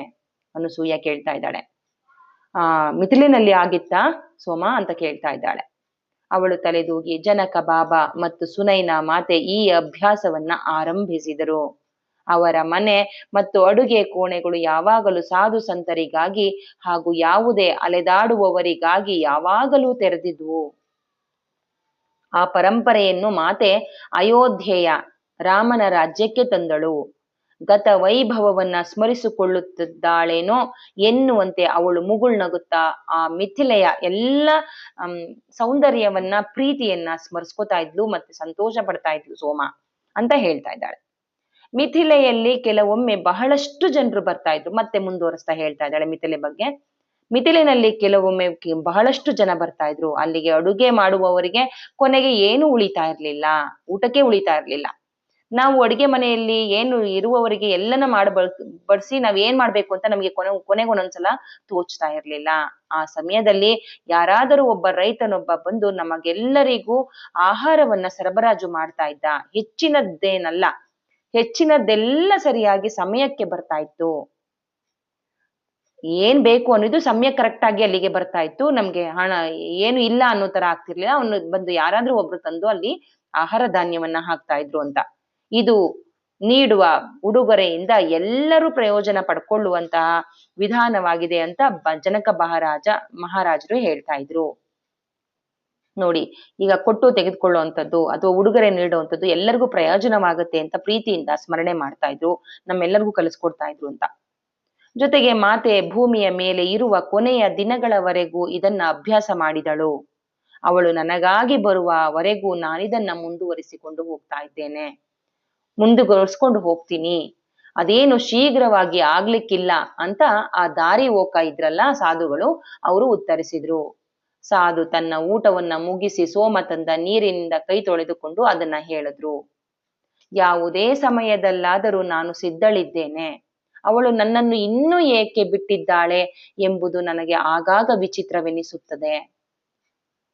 ಬಹುಶಃ ಈ ದಾರಿ ಹೋಕ ಹೇಳ್ತಾ ಇದ್ದಾರೆ, ಬಹುಶಃ ನಮಗೆ ಊಟ ಬಡಿಸಲು, ನಿನ್ನ ಕತೆಗಳನ್ನ ನಮಗೆ ರವಾನಿಸಲು ಎಂದು ಕೃತಜ್ಞತೆಯಿಂದ ಹೊರಡ್ತಾ ಅವನು ಉತ್ತರಿಸಿ ಕೃತಜ್ಞತೆಯಿಂದ ಬೀಳ್ಕೊಟ್ಟ. ಸೋಮ ಸುಮ್ಮನಾದಳು. ಅವಳ ಮನಸ್ಸು ಇನ್ನೂ ಗತದಲ್ಲಿ ಇರುವಂತೆ ತೋರುತ್ತಿತ್ತು. ಕೆಲವು ನಿಮಿಷಗಳ ನಂತರ ಅವಳು ಕತೆಯ ಎಳೆಯನ್ನು ಮತ್ತೆ ಕೈಗೆತ್ತಿಕೊಂಡಳು. ದೀರ್ಘ ಬರಗಾಲದ ಅವಧಿಯಲ್ಲಿ ರಾಜ್ಯದಲ್ಲಿ ಬಹಳ ಜನರು ಕಷ್ಟವನ್ನು ಅನುಭವಿಸುತ್ತಿದ್ರು. ಅದು ಜನಕ ಬಾಬಾ ಅವರ ತುಂಬಾ ನೋವಿಗೆ ಕಾರಣವಾಗಿತ್ತು. ಎಲ್ಲರೂ ಬರಗಾಲದಿಂದ ಕಷ್ಟದಲ್ಲಿದ್ದಾರಲ್ಲ ಅಂತ ನೋವು ಪಡ್ತಾ ಇದ್ರು. ಆವಾಗಿನಿಂದ ಆಹಾರವನ್ನು ಯಾರೇ ಕೇಳ್ತಾ ಬಂದ್ರು ಅವರಿಗೆ ಅಡುಗೆ ಮನೆಯಲ್ಲಿ ಊಟವನ್ನ ಬಡಿಸೋದು ತೆರೆದಿರ್ತಿತ್ತು. ಯಾವಾಗ್ಲೂ ಅಡುಗೆ ಮನೆ ತೆರೆದಿಟ್ಟಿರ್ತಿದ್ರು. ಒಬ್ಬ ಹೊಸ ಸೇವಕಿಯಿಂದಾಗಿ ಒಂದು ದಿನ ದಂಪತಿಗಳು ಊಟ ಮಾಡದೆ ಹಾಗೆ ಹೋದ್ರು. ಏಕೆಂದ್ರೆ ಅಡುಗೆ ಮನೆಯಲ್ಲಿ ಮನೆಯವರಿಗಾಗಿ ಮಾತ್ರ ಸ್ವಲ್ಪ ಆಹಾರ ಉಳಿದಿತ್ತು ಎಂಬುದನ್ನ ಗಮನಿಸಿದ ಅವಳು ಹಾಗೆ ಮಾಡಿದ್ಲು. ಜನಕ ಬಾಬಾ ಅವರನ್ನ ಮತ್ತೆ ಕರೆದುಕೊಂಡು ಬರುವುದಕ್ಕೆ ಅವರನ್ನ ಹುಡುಕಿ ದಂಪತಿಗಳನ್ನ ಕರ್ಕೊಬಂದು ಮತ್ತೆ ಊಟ ಬಡಿಸೋದಕ್ಕೆ ಹೇಳಿದ್ರು. ಅವರು ಕೋಪಗೊಳ್ಳಲಿಲ್ಲ. ಬದಲಾಗಿ ಭವಿಷ್ಯದಲ್ಲಿ ಮುಂದೆ ಯಾರೇ ಬಂದ್ರು, ನಮಗೆ ಆಹಾರ ಇಲ್ದಿದ್ರು, ಸುನೈನಾ ಮಾತೆ ಮತ್ತೆ ನನಗೂ ಇಬ್ರಿಗೂ ಊಟ ಇಲ್ದಿದ್ರು ಪರವಾಗಿಲ್ಲ, ಯಾರೇ ಬಂದ್ರು ಹಸ್ದುಕೊಂಡು ಹೋಗ್ಬಾರ್ದು, ನೀವು ಅವರಿಗೆ ಊಟ ಬಡಿಸಿಯೇ ಕಳಿಸ್ಕೋಬೇಕು ಅಂತ ಆಜ್ಞೆ ಮಾಡಿದ್ರು. ಆ ಜೋಡಿಗಳನ್ನ ಮತ್ತೆ ಹುಡುಕಿ ತಂದು ಊಟ ಬಡಿಸಲು ಒತ್ತಾಯಿಸಿದ್ರು. ನಾನು ಅರಮನೆ ಸೇರಿಕೊಳ್ಳುವ ಮೊದಲು ಮಾತೆ ಜನ್ಮಿಸುವುದಕ್ಕಿಂತ ಮುಂಚೆನೆ ಇದು ನಡೆದ ಘಟನೆ. ಮಾತೆ ಇನ್ನೂ ಹುಟ್ಟೇ ಇರ್ಲಿಲ್ಲ. ಆಗ್ಲೇ ಜನಕ ಬಾಬಾ ಎಲ್ಲರಿಗೂ ಊಟ ಸಮಾನವಾಗಿ ಬಡಿಸ್ಬೇಕು ಅಂತ ಹೇಳಿದ್ರು ಅನ್ನೋದನ್ನ ನನಗೆ ಯಾರೋ ಒಬ್ಳು ಸೇವಕಿ ಹೇಳಿದ್ಲು ಅಂತ ಇಲ್ಲಿ ಸೋಮ ಅದನ್ನ ನನಗೆ ಅಚ್ಚೊತ್ತದಂಗೆ ನನ್ನ ಮನಸ್ಸಲ್ಲಿ ಕೂತಿದೆ, ಅವಳು ಹೇಳಿದ್ದು ಅಂತ ಹೇಳ್ತಾ ಇದ್ದಾಳೆ. ಆಹಾರವನ್ನು ಬೃಹತ್ ಪ್ರಮಾಣದಲ್ಲಿ ಸಂಗ್ರಹ ಮಾಡುವುದು ನಿಸರ್ಗದ ನಿಯಮಕ್ಕೆ ವಿರುದ್ಧವಾಗಿದೆ ಅಂತ ಜನಕ ಬಾಬಾ ಹೇಳ್ತಾ ಇದ್ರು. ಒಂದು ವೇಳೆ ಒಬ್ಬರು ತಮಗಿಂತ ಹೆಚ್ಚಿನದನ್ನ ತೆಗೆದುಕೊಳ್ಳದಿದ್ದರೆ ಪ್ರತಿಯೊಬ್ಬರಿಗೂ ಸಾಕಾಗುವಷ್ಟು ರೀತಿಯಲ್ಲಿ ನಿಸರ್ಗ ಯೋಜನೆ ಮಾಡಿಕೊಂಡಿರತ್ತೆ. ದುರಾಸೆಯಿಂದಾಗಿ ಕೊರತೆ ಉಂಟಾಗ್ತಾ ಇದೆ. ಮನುಷ್ಯನ ದುರಾಸೆಯಿಂದ ಕೊರತೆ ಉಂಟಾಗ್ತಾ ಇದೆ. ಇದರಿಂದ ಬರಗಾಲ ಬೀಳ್ತಾ ಇದ್ದೇವೆ ಅಂತ ನಿಸ್ಸಂಶಯವಾಗಿ ದುರಾಸೆಯಿಂದ ಹೊರಗಡೆ ಬರ್ಬೇಕು ಅಂತ ಹೇಳ್ತಾ ಇದ್ರು. ಅದಕ್ಕೆ ಮಾತೆ ಹೇಳ್ತಾ ಇದ್ಲು, ನಿಸ್ಸಂಶಯವಾಗಿ ದುರಾಸೆ ದಕ್ಷಿಣದ ಲಂಕೆಯಿಂದ ಬಂದಿದೆ ಅಂತ ಒಮ್ಮೊಮ್ಮೆ ವಿವರಿಸ್ತಾ ಇದ್ಲು. ಈ ಕೊನೆಯ ಶಬ್ದಗಳನ್ನು ಉಚ್ಚರಿಸುತ್ತಿದ್ದಂತೆ ಸೋಮಾಳ ಮುಖ ಬಿಗಿತುಕೊಂಡಿತು. ಜಗತ್ತಿನ ಒಂದು ಭಾಗವು ಮಿಕ್ಕೆಲ್ಲ ಭಾಗಗಳ ಮೇಲೆ ಪ್ರಭಾವ ಬೀರಿದರೆ ಏನಾಗುತ್ತದೆ ಎಂದು ಎಲ್ಲರಿಗೂ ಗೊತ್ತಿರುವ ಸಣ್ಣ ಸತ್ಯ. ರಾವಣನು ಎಲ್ಲರಿಂದ ಸಂಪನ್ಮೂಲಗಳನ್ನು ಹೀರಿಕೊಳ್ಳುತ್ತಿದ್ದನು ಅಂತ ಶಾಂತವಾಗಿ ನುಡಿದು ಸುಮ್ಮನಾದಳು. ಅಂದ್ರೆ ಎಲ್ಲ ಬರ್ತಾ ಇರುವಂತ ನಿಸರ್ಗದ ಸೌಂದರ್ಯವನ್ನ, ಸಂಪತ್ತನ್ನ, ಎಲ್ಲ ರಾಜ್ಯದ ಸಂಪತ್ತನ್ನ ಎಲ್ಲವನ್ನ ಕ್ರೋಢೀಕರಿಸ್ಕೊತಾ ಇದ್ದಾನೆ ರಾವಣ. ಹಾಗಾಗಿ ಎಲ್ಲ ಇದರಿಂದ ಬರಗಾಲ ಬರ್ತಾ ಇದೆ. ಇದಕ್ಕೆಲ್ಲ ಕಾರಣನೇ ಪ್ರಕೃತಿ ವೈಪರೀತ್ಯಕ್ಕೆ ಕಾರಣ ರಾವಣನ ಅಸಂಖ್ಯಾತ ಸಂಪನ್ಮೂಲಗಳ ಹೀರಿಕೊಳ್ಳುವ ಬುದ್ಧಿ. ಅದನ್ನ ಸೀತಾಮಾತೆ ಕೂಡ ಹೇಳಿದ್ಲು ಚಿಕ್ಕದ್ರಲ್ಲಿ ಅಂತ ಇಲ್ಲಿ ನೆನ್ಪು ಮಾಡ್ಕೋತಾ ಇದ್ದಾಳೆ. ಮಿಥಿಲೆಯನ್ನ ಬಿಡುವುದು ನಿಜಕ್ಕೂ ಕಷ್ಟವಾಗಿರ್ಬೋದು ಅಲ್ವಾ ಅಂತ ಶಾಂತವಾಗಿ ನಾನ್ ಹೇಳ್ದೆ. ಸೋಮ ನನ್ನ ಕಡೆ ತಿರುಗಿ ಆಶ್ಚರ್ಯದಿಂದ ಕೇಳ್ತಾ ಇದ್ದಾಳೆ. ನೋಡಿ, ಮಿಥಿಲೆಯನ್ನ ಬಿಡುವುದು ನಿಜಕ್ಕೂ ಕಷ್ಟಕರವಾಗಿರ್ಬೋದು. ನಾನು ಶಾಂತವಾಗಿ ಏನ್ ನೋಡಿದ್ನೋ ಆಶ್ಚರ್ಯ ಪಡ್ತಾ ಇದ್ದಾಳೆ. ಇವಳಿಗೆ ಸ್ವಲ್ಪ ನೆನಪಿದೆ ಅನ್ನೋ ತರ ಆಗಿ ಸೋಮ ಆಶ್ಚರ್ಯ ಪಡ್ತಾ ಇದ್ದಾಳೆ. ಅದಕ್ಕೆ ನಾವು ಅಂತ ಹೇಳ್ತಾ ಇದ್ದಾಳೆ. ನೋಡಿ, ನಾವು ಮಿಥಿಲೆಯನ್ನ ಬಿಡುವುದು ಹೇಗೆ ಸಾಧ್ಯ ಅಂದ್ರೆ ಮೀನಾಕ್ಷಿಯಾಗಿ ಅನ್ನೋ ರೀತಿಯಾಗಿಯೂ ಮಾತಾಡ್ತಾ ಇದ್ದಾಳೆ. ನಾವು ಮಿಥಿಲೆಯನ್ನು ಹೇಗೆ ಬಿಡುವುದು ಸಾಧ್ಯ? ಅದು ಅಷ್ಟೊಂದು ಆಳವಾಗಿ ನಮ್ಮಲ್ಲಿ ಬೇರೂರಿತ್ತು. ನಾವೆಂದು ಮಿಥಿಲೆಯನ್ನು ತೊರೆದಿಲ್ಲವೆಂದು ಮಾತೆಯು ನಮಗೆ ಹೇಳುತ್ತಿದ್ಲು. ನಾವು ಹೋದಲ್ಲೆಲ್ಲ ಮಿಥಿಲೆ ನಮ್ಮೊಂದಿಗೆ ಬಂತು. ಆದರೆ ನಮ್ಮೆಲ್ಲರ ತಂದೆಯಾಗಿದ್ದ ಜನಕ ಬಾಬಾ ಅವರಿಂದ ಭೌತಿಕವಾಗಿ ಅಷ್ಟೇ ನಾವು ಬೇರ್ಪಟ್ಟು ಕಷ್ಟವಾಯ್ತು. ಅಂದ್ರೆ ಅವ್ರನ್ನ ನಾವು ನೋಡಕ್ ಆಗ್ತಾ ಇಲ್ಲ ಅಂತ. ಅವರು ಇಡೀ ರಾಜ್ಯದಲ್ಲಿ ಪ್ರತಿಯೊಬ್ಬರಿಗೂ ಸಂಪರ್ಕವನ್ನ ಹೊಂದಿದ್ದರೆಂದು ನಾನು ಧೈರ್ಯವಾಗಿ ಹೇಳುತ್ತೇನೆ ಅಂತ ಮುಗುಳ್ನಗ್ತಾ ಇದ್ದಾಳೆ ಸೋಮ. ಕೊನೆಯ ಕ್ಷಣದಲ್ಲಿ ನಾವು ವಾಸ್ತವಿಕವಾಗಿ ವಿದಾಯ ಹೇಳಿದ್ದು ನನಗೆ ನೆನಪಿದೆ. ಸೀತೆಯೊಂದಿಗೆ ನಾವು 4 ಸೇವಕಿಯರು ಅವರನ್ನ ಬೀಳ್ಕೊಟ್ಟು ಹೋಗುವಾಗ ಜನಕ ಬಾಬರು ನಮ್ಮನ್ನ ಅವರ ತೋಳುಗಳಲ್ಲಿ ಬರಸೆಳೆದುಕೊಂಡು ನಮ್ಮನ್ನ ಸೇವಕಿಯರನ್ನ, ನೀವು ಕೂಡ ನನ್ನ ಪುತ್ರಿಯರೇ ಆಗಿದ್ದೀರಿ ಅಂತ ನಮ್ಮನ್ನ ಪ್ರೀತಿಯಿಂದ ಬೀಳ್ಕೊಟ್ರು ಅಂತ ಹೇಳ್ತಾ ಇದ್ದಾಳೆ. ಅವರು ಮಾತೆಯ ವಿದಾಯವನ್ನು ಹೇಳುವಾಗ ಅವರ ನಡುವೆ ಏನೋ ಒಂದು ಸಂಭವಿಸಿದ್ದುದನ್ನ ನಾನು ಕಂಡೆ. ಇಂದಿನವರೆಗೂ ನನಗೆ ಅದು ಏನ್ ಆಯ್ತು ಅನ್ನೋದನ್ನ ನನ್ಗೆ ಅರ್ಥ ಮಾಡ್ಕೊಳ್ಳೋದಕ್ಕೆ ಸಾಧ್ಯ ಇಲ್ಲ. ಏನೋ ಮಾತೆಗೆ ಬೀಳ್ಕೊಡ್ಬೇಕಾದ್ರೆ ಏನೋ ಅವರಲ್ಲಿ ಒಂದು ಸೀತಾಮಾತೆ ಮತ್ತು ಅವರಲ್ಲಿ ಒಂದು ಸಂಪರ್ಕ ನಡೀತಾ ಇತ್ತು. ಅದು ನನ್ಗೇನು ಅಂತ ಗೊತ್ತಾಗ್ಲಿಲ್ಲ ಅಂತ ಸೋಮ ಹೇಳ್ತಾ ಇದ್ದಾಳೆ. ಇನ್ನು ಮುಂದೆ ತಮ್ಮ ಸಂಪರ್ಕ ಅಂತರ್ಲೋಕಗಳಲ್ಲಿ ಜರುಗುತ್ತದೆ ಎಂದು ಅವರು ನಿಶ್ಚಯ ಪೂರ್ವಕವಾಗಿ ಹೇಳಿಕೊಳ್ಳುತ್ತಿದ್ದರೆಂದು ನನಗೆ ಅನ್ನಿಸುತ್ತದೆ. ಅವ್ರೇನೋ ಒಂದು ಸಂಭಾಷಣೆಯನ್ನ ಮಾತಿನ ಮೂಲಕ ಅಲ್ಲ, ಎನರ್ಜಿಯ ಮೂಲಕ ಮಾತಾಡ್ತಾ ಇದ್ರು. ಸೀತಾ ಮತ್ತೆ ನನ್ನ ಎನರ್ಜಿ ಇನ್ಮೇಲೆ ಅಂತರ್ಲೋಕಗಳಲ್ಲಿ ಮಾತಾಡ್ತೀವಿ, ದೈಹಿಕವಾಗಿ ಅಲ್ದಿದ್ರು ಅಂತರ್ಲೋಕದಲ್ಲಿ ಎನರ್ಜಿಯಾಗಿ ಮಾತಾಡ್ಕೊಳ್ಳೋಣ ಅನ್ನೋದನ್ನ, ಭೇಟಿಯಾಗೋಣ ಅನ್ನೋದನ್ನ ಮಗಳ ಜೊತೆ ಜನಕ ಬಾಬಾ ಮಾತಾಡಿದ್ರು ಅಂತ ನನ್ಗನ್ಸುತ್ತೆ ಅಂತ ಸೋಮ ಹೇಳ್ತಾ ಇದ್ದಾಳೆ. ಏಕೆಂದ್ರೆ ಮಾತೆ ಆಗಾಗ ಅವರಿಂದ ಸಂದೇಶಗಳನ್ನ ಸ್ವೀಕರಿಸುತ್ತಿದ್ಲು. ಅಯೋಧ್ಯೆಯಿಂದ ಅಗಲುವ ಅಂದ್ರೆ ಅವಳು 14 ವರ್ಷ ಅರಣ್ಯಕ್ಕೆ ವಾಸಕ್ಕೆ ಹೋಗುವ ಮೊದಲು ನಾನು ಅಪ್ಪಾಜಿಯಿಂದ ಆಶೀರ್ವಾದವನ್ನ ಸ್ವೀಕರಿಸಿದ್ದೇನೆ ಅಂತ ಹೇಳಿದ್ದು ನನಗೆ ನೆನಪಿದೆ. ಅಪಹರಣದ ಮೊದಲು ಅದೇ ಸತ್ಯದ ಘಟನೆ ಜರುಗಿತ್ತು. ನಾನು ಮಿಥಿಲೆಯಿಂದ ಬೀಳ್ಕೊಂಡು ಬಂದ ಮೇಲೆ ನನ್ನಿಬ್ಬರು ಪುತ್ರಿಯರನ್ನು ಅನುಪಸ್ಥಿತಿಯಿಂದಾಗಿ ಸುನೈನ ಮಾತೆ ತುಂಬಾ ವ್ಯಾಕುಲಗೊಂಡಿದ್ರು. ನಾನು ಮತ್ತೆ 4 ಜನ ಸೇವಕಿಯರ ಜೊತೆ ತನ್ನಿಬ್ರು ಮಕ್ಕಳು ಹೋಗಿದ್ದು. ಇಬ್ರು ಮಕ್ಕಳು ಹೊರಗೆ ಹೋದಾಗ ಸುನೈನ ಮಾತೆಗೆ ತುಂಬಾ ನೋವಾಗಿತ್ತು. ಜೊತೆಗೆ ಮದುವೆಯಾಗಿ ಮಿಥಿಲೆಗೆ ಬರುವ ದಿನ ತನ್ನ ತಾಯಿಯಿಂದ ಪಡೆದುಕೊಂಡಿದ್ದ ಆಭರಣಗಳಲ್ಲಿ ಅವರಿಬ್ಬರೊಂದಿಗೆ ಒಂದೊಂದನ್ನ ನೀಡಿದ್ರು. ಇದು ಮಾತೆಗೆ ಆಳವಾಗಿ ಸ್ಪರ್ಶಿಸಿತ್ತು. ಅಂದ್ರೆ ಆ ಆಭರಣ ಅಂದ್ರೆ ಮಾತೆಗೆ ತುಂಬಾ ಇಷ್ಟ ಅಂತ. ವನವಾಸದ ಅವಧಿಯಲ್ಲಿಯೂ ಮಾತೆಯು ತನ್ನ ಬಾಚಣಿಗೆಯ ಹೊರತಾಗಿ ತಾಯಿಯ ಒಂದು ಆಭರಣವನ್ನು ಬಿಟ್ಟು ಇನ್ನೇನು ತೆಗೆದುಕೊಂಡು ಹೋಗ್ಲಿಲ್ಲ. ಈ ಪದಕದ ಸರವು ಅವಳಿಗೆ ಅತ್ಯಮೂಲ್ಯವಾಗಿತ್ತು. ನಂತರ ಅವರು ಅದನ್ನ ನೀಡಿದ್ರು. ಯಾರಿಗೋ ನೀಡ್ತಾ ಇದ್ದಾಳೆ ಕೊನೆಗೆ. ಯಾರ್ಗೆ ಅಂತ ಅವಳು ಕೊನೆಗೆ ಹೇಳ್ತಾಳೆ. ಹಂಗಂದ್ಬಿಟ್ಟು ಹೇಳ್ತಾ ಇದ್ದಾಳೆ, ಓ ಆ ಕತೆ ಇನ್ನೊಂದು ದಿನ ಹೇಳ್ತೀನಿ ಅಂತ ಆಕಾಶದ ಕಡೆಗೆ ನೋಡಿದ್ಲು. ಸೂರ್ಯನು ನೆತ್ತಿಯ ಮೇಲೆ ಬಂದಿದ್ನು. ಸೂರ್ಯದೇವ, ನಿಜಕ್ಕೂ ನೀನು ನಿನ್ನ ಶಾಖವನ್ನ ಹರಡುತ್ತಿರುವೆ ಅಂತ ಹೇಳಿ ನಮಗೆ ತುಂಬಾ ಶಕೆ ಆಗ್ತಾ ಇದೆ. ಸೂರ್ಯನ ಜೊತೆ ಮಾತಾಡ್ತಾ ಇದ್ದಾಳೆ ಇಲ್ಲಿ ಸೋಮ. ಒಳಗೆ ಹೋಗೋಣ ಬನ್ನಿ ಅಂತ ಕರ್ಕೊಂಡ್ಬಂದ್ಲು. ಆಗ ನಾವು ಇಲ್ಲಿಗೆ ಭೇಟಿ ನೀಡುವ ಎಷ್ಟೋ ಆಗಂತುಕ ಪ್ರಾಣಿಗಳಿಂದ ವಿಚಲಿತಗೊಳ್ಳೋದಿಲ್ಲ. ಅವು ಮಾತೆ ಇಲ್ಲಿದ್ದಿದ್ರಿಂದ ಅವಳ ಸ್ಮೃತಿಯಿಂದ ಇಲ್ಲಿಗೆ ಎಷ್ಟೋ ಆಗಂತುಕ ಪ್ರಾಣಿಗಳು ಬರ್ತವೆ. ಆಗ ನಾನು ಇಟ್ಟಂತಹ ಆಹಾರವನ್ನ ಸ್ವೀಕರಿಸ್ತವೆ, ಮತ್ತೆ ಅವು ಇಲ್ಲಿಂದ ಹೊರಟೋಗ್ತವೆ. ಅವಳು ಮಹಾರಾಣಿಯಾಗಿರುವಂತ ಸೀತಾಮಾತಾ ಪ್ರಾಣಿಗಳಿಗೂ ಸಂಬಂಧಪಟ್ಟವಳಾಗಿದ್ದಾಳೆ ಅಂತ ಇಲ್ಲಿ ಸೋಮ ಹೇಳ್ತಾ ಇದ್ದಾಳೆ. ಅದಕ್ಕೋಸ್ಕರ ಸೀತಾಮಾತೆಯ ಎನರ್ಜಿಯನ್ನ ಫೀಲ್ ಮಾಡ್ತಾ ಅವಳಿದ್ದಾಳೆ ಅಂತ ಬಂದ್ಬಿಡ್ತವೆ ಆಗಂತುಕ ಪ್ರಾಣಿಗಳು. ಅದಕ್ಕೆ ಒಳಗೋಗೋಣ ಬನ್ನಿ ಅಂತ ಕರ್ಕೊಂಡ್ ಬರ್ತಾ ಇದ್ದಾಳೆ. ನಾವು ಸೋಮಾಳನ್ನ ಅನುಸರಿಸಿಕೊಂಡು ಒಳಗೆ ಹೋದ ಮೇಲೆ ಅವಳು ಹೇಳುವುದನ್ನ ಮುಂದುವರಿಸಿದ್ಲು. ನಾವು ಅಯೋಧ್ಯೆಗೆ ಬರುವ ಮುನ್ನ ಮಿಥಿಲೆಯ ಕಲಾಕಾರರನ್ನ ಕರೆಸಿ ಮಾತೆಯ ಕಕ್ಷವನ್ನ ಅಲಂಕರಿಸುವುದಲ್ಲದೆ ಮಿಥಿಲೆಯ ಆಹಾರ ವೈಶಿಷ್ಟ್ಯವನ್ನ ಕಲಿತುಕೊಂಡು ಬರಲು ತಮ್ಮ ಅಡುಗೆಯವರನ್ನ ಕಳಿಸುವ ಮೂಲಕ ಮಹಾರಾಣಿ ಕೌಶಲ್ಯೆ ನಮ್ಮೆಲ್ಲರನ್ನ ಆಶ್ಚರ್ಯಚಕಿತಗೊಳಿಸಿದ್ರು. ಅಂದ್ರೆ ಅಯೋಧ್ಯೆ ಅಷ್ಟೇ ವೈಭವವಾಗಿದ್ರು, ಎಷ್ಟೋ ಬಾಣಸಿಗರಿದ್ರು, ಎಷ್ಟೇ ಚೆನ್ನಾಗಿ ಅಡಿಗೆ ಮಾಡಿದ್ರು ಮಿಥಿಲೆಯ ಅಡಿಗೆ ತುಂಬಾ ಚೆನ್ನಾಗಿರುತ್ತೆ ಅನ್ನೋದಕ್ಕೋಸ್ಕರ ಈ ಅಯೋಧ್ಯೆಯ ಅಡುಗೆಯವರನ್ನ ಅಲ್ಲಿಗೆ ಕಳಿಸಿ ಅಡಿಗೆಯನ್ನ ಕಲ್ತ್ಕೊಬರಕ್ಕೆ ಕಳಿಸಿದ್ರಂತೆ.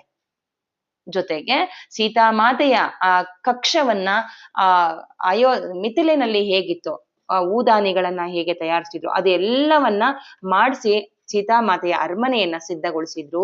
ಯಾರು? ಕೌಸಲ್ಯ ಮಾತೆ, ರಾಮನ ತಾಯಿ. ಹಂಗಂತ ಹೇಳ್ತಾ ಇದ್ದಾಳೆ. ಮಾತೆಯು ಅಯೋಧ್ಯೆಯ ಅರಮನೆಯನ್ನ ಸಾಧ್ಯವಾದಷ್ಟು ತನ್ನ ಮನೆಯಂತೆ ಭಾವಿಸ್ಬೇಕು ಅನ್ನೋದಕ್ಕೋಸ್ಕರ ಕೌಸಲ್ಯ ಮಾತೆ ಅದನ್ನ ಮಾಡಿದ್ರು.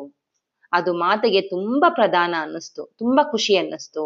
ಮಾತೆಯು ಇನ್ನೂ ಅವರನ್ನ ಕಾಣುವ ಮೊದಲೇ ತಾವು ಮಾತೆಯನ್ನು ಪ್ರೀತಿ ಮಾಡ್ಬೇಕು ಅಂತ ಎಲ್ಲವನ್ನ ಮಾಡಿದ್ರು.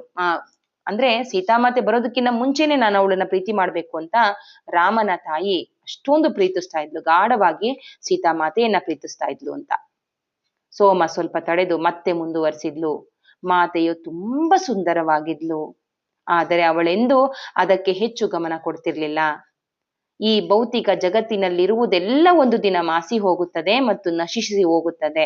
ಹಾಗಾಗಿ ನಾವು ಸೌಂದರ್ಯಕ್ಕೆ ಹೆಚ್ಚು ಮಹತ್ವ ನೀಡಬಾರ್ದು ಅಂತ ಆಗಾಗ ನನಗೆ ಹೇಳ್ತಾ ಇದ್ಲು ಅಂತ ಸೋಮ ನಗ್ತಾ ಇದ್ದಾಳೆ. ಅವಳು ಹೇಳುವುದು ಸರಿಯಾಗಿತ್ತು. ನಾನು ಹೊತ್ತುಕೊಂಡು ತಿರುಗುವಂತಹ ಈ ಮುದಿ ದೇಹವನ್ನೊಮ್ಮೆ ನೋಡ್ಕೊಂಡು ಹೇಳ್ತಾ ಇದ್ದಾಳೆ ನಗ್ತಾ. ಅವಳು ಹೇಳೋದು ಸರಿಯಾಗಿದೆಯಲ್ವಾ, ನೋಡಿಲ್ಲಿ ನಮ್ಮ ಹೇಗಿದೆ ನನ್ನ ದೇಹ ಅನ್ನೋ ರೀತಿಯಾಗಿ ಹೇಳ್ತಾ ಇದ್ದಾಳೆ. ನಾವು ಒಳಗೆ ಹೋಗುತ್ತಿದ್ದಂತೆ ಅವಳು ತನ್ನ ಮೂಲೆಯ ಜಾಗದಲ್ಲಿಂದ ಕುಳಿತುಕೊಂಡು, ನಾವು ಮೊದಲ ಸಲ ಅವಳ ಗುಡಸಿಲಿನ ಒಳಭಾಗದ ಕೋಣೆಯನ್ನ ನಾನು ಗಮನಿಸಿದೆ. ನೋಡಿ ಹೇಳ್ತಾ ಇದ್ದಾಳೆ. ನೋಡಿ, ಮೊದಲು ಹೋಗಿ ನೋಡಿದಾಗ ಅನಸೂಯ ಮುದಿ ದೇಹ ಅಂತ ಇದನ್ನ ನೋಡ್ಕೋತಾ ಇದ್ದಾಳೆ. ಆದ್ರೆ ಅವಳಿಗೆ ಧ್ಯಾನ ಸಾಧನೆ ಮಾಡ್ತಾ ಅದಿಷ್ಟೆಷ್ಟೋ ಸಿದ್ಧಿಗಳು ಬಂದಿರ್ತವೆ ಸೋಮ. ಹುಡುಗಿಯಾಗಿ ಬದಲಾಗಿದ್ಲಲ್ವಾ, ಹುಡುಗಿಯಾಗಿದ್ದವಳು ಮುದುಕಿಯಾಗಿ ಬದಲಾದ್ಲು. ಅದನ್ನ ಅನಸೂಯ ಗಮನಿಸಿದ್ಲು. ಅದನ್ನೆಲ್ಲ ಗಮನಿಸ್ತಾ ಅದನ್ನ ಮರ್ತಿದ್ದಾಳೆ ಅನ್ನೋ ರೀತಿಯಾಗಿ ಇಲ್ಲಿ ಹೇಳ್ತಾ ಇದ್ದಾಳೆ. ನಾನು ಅಲ್ಲಿ ಹೋದ ನಂತರ, ಸೋಮಾಳ ಕುಟೀರದೊಳಗೆ ಹೋದಂತ ನಂತರದಲ್ಲಿ ಅದನ್ನ ಗುಡಿಸಲನ್ನೆಲ್ಲ ಒಂದ್ ಕಡೆಯಿಂದ ಶೋಷಣೆ ಮಾಡೋ ರೀತಿಯಾಗಿ ಎಲ್ಲನ ಗಮನಿಸ್ದೆ. ಬೆಳಗ್ಗೆ ಬಂದಾಗ ನಾನು ಅಷ್ಟೊಂದು ಗಮನಿಸಿರ್ಲಿಲ್ಲ, ಸೋಮಳ ಮಾತನ್ನಷ್ಟೇ ಗಮನಿಸಿದ್ದೆ. ಕೋಣೆಯ ಮೂಲೆಯಲ್ಲಿ ಹುಲ್ಲು ಹಾಸಿಗೆ ಇತ್ತು, ಅದರ ಮೇಲೆ ಬಟ್ಟೆಯನ್ನು ಹಾಸಿ ಅದನ್ನ ಮುಚ್ಚಲಾಗಿತ್ತು. ಸೋಮ ಕುಳಿತ ಮೂಲೆಯು ಪೂಜಾ ಸ್ಥಾನವಾಗಿತ್ತು. ಅಲ್ಲಿ ಮಹಾರಾಣಿ ಸೀತೆಯಂತೆ ಕಾಣುವ ಸ್ತ್ರೀ ಮೂರ್ತಿಯೊಂದು ಇತ್ತು. ಅದಕ್ಕೆ ಹೂಗಳನ್ನ ಏರಿಸಲಾಗಿತ್ತು. ಕಾಡಿನ ಬಗೆ ಬಗೆಯ ಘಮಘಮ ಹೂಗಳಿಂದ ಅಲಂಕರಿಸಲಾಗಿತ್ತು. ಕಲ್ಲುಗಳಿಂದ ಪೂಜಾ ಸ್ಥಾನವನ್ನ ಅಲಂಕರಿಸಲಾಗಿತ್ತು. ನನ್ನ ತಾಯಿಯು ಎಲ್ಲಿ ಕುಳಿತುಕೊಳ್ಳಬೇಕು ಅಂತ ಸ್ಥಳವನ್ನ ಹುಡುಕುತ್ತಿರುವಾಗ ಸೋಮ 2 ಮೆತ್ತೆಗಳನ್ನು ತಂದು ನಮ್ಮ ಹತ್ರ ಕೊಟ್ಲು. ಅವುಗಳನ್ನ ತನ್ನ ಸಮೀಪವೇ ಕುಳಿತುಕೊಳ್ಳಲು ಅನುಕೂಲವಾಗುವಂತೆ ಅವಳು ಇಟ್ಲು. ಹೆಣೆದ ಬಟ್ಟೆಗಳಿಂದ ಧೂಳು ತುಂಬಿದ ನೆಲದ ಮೇಲೆ ಹಾಸಿ ಬಹುಭಾಗವನ್ನ ಮುಚ್ಚಲಾಗಿತ್ತು. ಹಲವಾರು ಹೆಣೆದ ಮೆತ್ತೆಗಳನ್ನ ಪೇರಿಸಿ ಇಡಲಾಗಿತ್ತು. ಅಂದ್ರೆ ತುಂಬಾ ಜನ ಬಂದು ಕುತ್ಕೋತಾರೆ ಅಂತ ಹಲವಾರು ಮೆತ್ತೆಗಳನ್ನ ಮಾಡಿಟ್ಟಿದ್ದಾಳೆ ಸೋಮ. ಅದು ತನ್ನ ಅತಿಥಿಗಾಗಿ ದಾರಿ ಕಾಯುವಂತೆ ಆ ಮೆತ್ತೆಗಳು ನಮ್ಮನ್ನ ಕಾಯ್ತಾ ಇದ್ವು ಅನ್ನೋ ತರ ಹೇಳ್ತಿದ್ದಾಳೆ. ಬಹುಶಃ ಸೋಮ ಹೇಳ್ತಾ ಇದ್ದಾಳೆ, ನೀವು ದಣಿದಿದ್ದೀರಿ. ಸೋಮನಿಗೆ ಅವಳ ತಾಯಿ ಹೇಳ್ತಾ ಇದ್ದಾಳೆ, ಅನಸೂಯಳ ತಾಯಿ, ಬಹುಶಃ ನೀವು ದಣಿದಿದ್ದೀರಿ. ಅಡಿಗೆ ಮಾಡಿ ನಮಗೆ ಬಡಿಸಲು ಹೆಚ್ಚಿನ ಸಮಯ ನಿಮ್ಗೆ ವ್ಯಯವಾಗುತ್ತದೆ. ನಾವು ಅವಳ ದಣಿವಿಕೆಗೆ ಆಗಿದ್ದೇವೆ ಎಂಬುದು ನನ್ನ ತಾಯಿಯ ಕಾಳಜಿಯಾಗಿತ್ತು. ಅವಳಿಗೆ ಸುಸ್ತಾಗತ್ತೆ ಅನ್ನೋದಕ್ಕೋಸ್ಕರ ನೀವು ವಿಶ್ರಾಂತಿ ಪಡೆದುಕೊಳ್ಳಿ, ಅದ್ರ ಬಳಿಕ 1 ಗಂಟೆ ನಂತರ ನಾವು ಮರಳಿ ಬರ್ತೇವೆ ಅಂತ ಹೇಳಿದ್ವಿ. ಅದಕ್ಕೆ ಸೋಮ ಹೇಳ್ತಾ ಇದ್ದಾಳೆ, ನನಗೆ ವಿಶ್ರಾಂತಿ ಅವಶ್ಯಕತೆ ಇಲ್ಲ. ಅವಳು ತಲೆ ಅಲ್ಲಾಡಿಸ್ತಾ ಉತ್ತರಿಸಿದ್ಲು. ನಿಮ್ಮನ್ನು ಇಲ್ಲಿ ಎಳೆದುಕೊಂಡು ಬಂದ ಪ್ರಶ್ನೆಗೆ ನಾನು ಉತ್ತರಿಸುತ್ತೇನೆ, ಇಲ್ಲಿ ಬನ್ನಿ ಅಂತ ಹತ್ರ ಕುಳಿತುಕೊಳ್ಳಿ ಅಂತ ಕರೆದ್ಲು. ಅವಳು ತನ್ನ ಕಣ್ಣುಗಳನ್ನ ಮುಚ್ಚಿಕೊಂಡು ಸ್ವಲ್ಪ ಹೊತ್ತಿನವರೆಗೆ ಕುಳಿತುಕೊಂಡ್ಲು. ಹಾಗೆಯೇ ಕಣ್ಣು ಮುಚ್ಚಿಕೊಂಡು ಮಾತನಾಡಲು ಆರಂಭಿಸಿದಳು. ಅವಳ ಧ್ವನಿ ಬದಲಾಯಿತು. ಅದು ಅವಳ ಮೂಲಕ ಬೇರೆ ಯಾರೋ ಮಾತನಾಡುತ್ತಿದ್ದಾರೆ ಎನ್ನುವಂತಿತ್ತು. ಮಾತೆ ಮತ್ತು ಶ್ರೀರಾಮ್ ಅವರು ಅರಣ್ಯಕ್ಕೆ ತೆರಳಿದಾಗ ಅವರು ತೆರಳುವುದಕ್ಕೆ ತುಂಬಾ ಆಳವಾದ ಕಾರಣ ಇತ್ತು ಅನ್ನೋದನ್ನ ನಾನು ಬಲ್ಲೆ. ಅಂದ್ರೆ ಈ ಕಾರಣ ಅಲ್ಲ, ಈ ಬಾಹ್ಯ ಕಾರಣ ಅಲ್ಲ, ತುಂಬಾ ಗಾಢವಾದ ಆಳವಾದ ಕಾರಣ ಇತ್ತು ಅನ್ನೋದನ್ನ ನಾನು ಬಲ್ಲೆ. ಅದು ಮಹಾರಾಜ ದಶರಥರು ಮಹಾರಾಣಿ ಕೈಕೇಯಿಗೆ ವಚನ ನೀಡಿದ ಕಾರಣದಿಂದಾಗಲಿ ಅಥವಾ ಮತ್ಸರದಿಂದಾಗಲಿ ಅಥವಾ ದಾಸಿಯ ಮಂಥರೆಯ ದುಷ್ಟ ಕಾರಣದಿಂದಾಗಲಿ ಅಲ್ಲವೇ ಅಲ್ಲ, ಬಾಹ್ಯ ಕಾರಣವಲ್ಲವೇ ಅಲ್ಲ.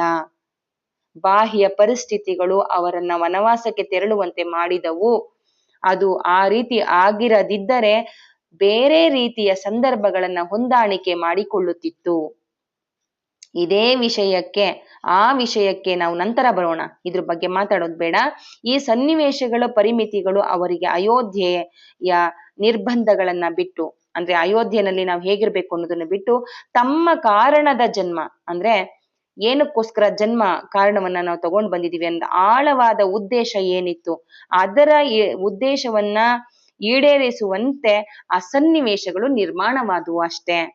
ನೋಡಿ, ಇಲ್ಲಿ ಡೀಪ್ ಆಗಿ ಹೇಳ್ತಾ ಇದ್ದಾಳೆ.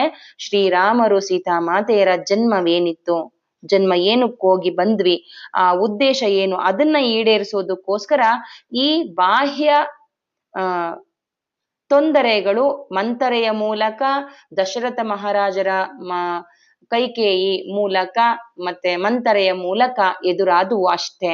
ಅದು ಬಾಹ್ಯ ಕಾರಣ. ಆದ್ರೆ ಎಲ್ಲವೂ ದೇವಲೋಕದಲ್ಲೇ ನಿಶ್ಚಯವಾಗಿದ್ರಿಂದ ಇದಾಗ್ಲಿಲ್ಲ ಅಂದ್ರೆ ಮುಂದೆ ಯಾವ್ದಾದ್ರು ರೀತಿಯಾಗಿ ಅವ್ರು ಹೋಗ್ತಾ ಇದ್ರು ಅನ್ನೋ ತರ ಸೋಮ ಹೇಳ್ತಾ ಇದ್ದಾಳೆ. ಕಣ್ಣು ತೆರೆದು ಮತ್ತೊಮ್ಮೆ ನಮ್ಮನ್ನ ನೋಡಿದ್ಲು. ಹಾಗಂದ್ಬಿಟ್ಟು ಬಹುಶಃ ಇವ್ರಿಗೆ ಅರ್ಥವಾಗಿದೆಯೋ ಇಲ್ವೋ ಅನ್ನುವಂತೆ ನಮ್ಮನ್ನ ಕಣ್ ತೆರೆದು ನೋಡ್ತಾ ಇದ್ಲು. ಆದ್ರೆ ನಮ್ ತಾಯಿ ತಲೆದೂಗಿದ್ಲು. ಹೌದು ಹೌದು, ಹಾ ಹಾ ಹಾ ಅಂತ ತಲೆದೂಗಿದ್ಲು. ನಾನು ಇನ್ನಷ್ಟು ಹೇಳಲು ಅವಳ ಹೇಳೋದನ್ನೇ ಕಾಯ್ತಾ ಇದ್ದೆ. ನಿಜ ಏನೆಂಬುದು ನನಗೆ ಗೊತ್ತು, ಏಕೆಂದರೆ ಮಾತೆಯು ನನಗೆ ಸುಳಿವನ್ನು, ಗುಪ್ತ ಬೀಜಗಳನ್ನು ನನ್ನಷ್ಟಕ್ಕೆ ನಾನು ಅವಳಿಗೆ ಬಿಚ್ಚಿ